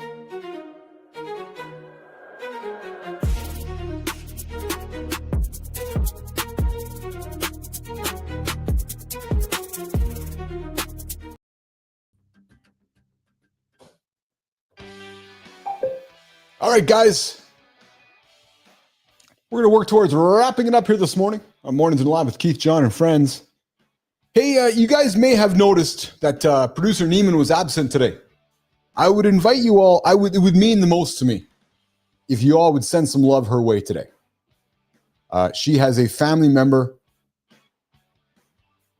that is going to be moving on to a different space today. Perhaps a different space up there. So guys, if you wouldn't mind just giving some thoughts to producer Melissa Neiman, somebody who I have a lot of respect and love for. She's away today taking care of her heart, her family's heart, and Ash's heart. Ash is her. I think it's a German Shepherd, Jimmy, but what a wonderful animal. You know what? I bring it up because in my experience, humans like to demean the value. We justify, oh, it's just my pet. It's just my dog. No, it's not a just. Fuck that. I said to Melissa today, actually, I gave her instructions. I'm going to read you guys the instructions. True story. I don't care. I'm just going to fucking tell you what I said to her. I said, this is a loss. It's grief. Don't ignore. Don't minimize it. I appreciate you that, Bernard. I appreciate that good time. Because I know the moment my 2 little puppets go, it's going to crush me. It's going to crush me. It's going to absolutely fucking crush me. So I can't imagine what Melissa and her family is going through today. Losing a companion that's been with her for 14 some odd years. So Neiman, lots of love. The community's sending you love. And I'm looking forward to welcoming you back into the saddle when the time is right for you. Man, we lost... Jimmy had a loss. Now Melissa, and it's life, right, guys? And that's why we get together here at live, 8 o'clock Eastern time, right here. YouTube, LinkedIn, and X. And guys, Sullivan, appreciate you, brother, as well. It is family good time. You're absolutely right, man. It's such a little family we're building here on the show. Guys, just a heads up, some changes to the channel. We're moving. The goal here is to continue accentuating the value of live. And then we're going to put the live shows behind the membership. So no costs, guys. No membership. No. Simply want to drive value to live. And actually, good just because some of the conversations I was watching with you and we're having here is we're a live show. We are teaching people how to do a live show. So if you missed the live experience, too fucking bad. That's when the good stuff happens. We are going to put the recordings up. We're going to cut the stuff up and put it up after on the channel. So we'll continue to build the channel with the on-demand stuff, but we're really looking to emphasize the live experience to bring us all together to keep building this thing. So if you stumble upon the channel and you see our stuff with members, it's not saying you got to open your wallet. No, it's simply saying, I just want you to be a member of the channel. That's it. That's it. Guys, tomorrow, Fitz Kohler. I think she's a chick. Oops, I think she's a female. Jimmy, I saw her picture. I think we should put her picture up there. It might bring the men in. Guys, come on. Before you all get fucking offended. No. We all know how the bars work. We all know how the clubs work. Right? You bring the attractive females, brings the men to the club. That's how it works. Maybe putting Fitz Kohler out there might bring some men to the show. I don't know. Just saying, Jimmy. Just saying. All right.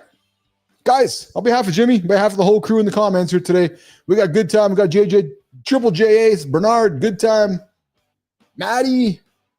I'm not going to get to Sullivan. I might have to stop saying the names because I don't want to miss out anybody and offend anybody. But guys, I'm back here tomorrow, 8 o'clock Eastern time, right here, live on the dual stream setup. Mornings in the Lab with Keith, Jon, and friends. YouTube, X, live. Jimmy, get me out of here.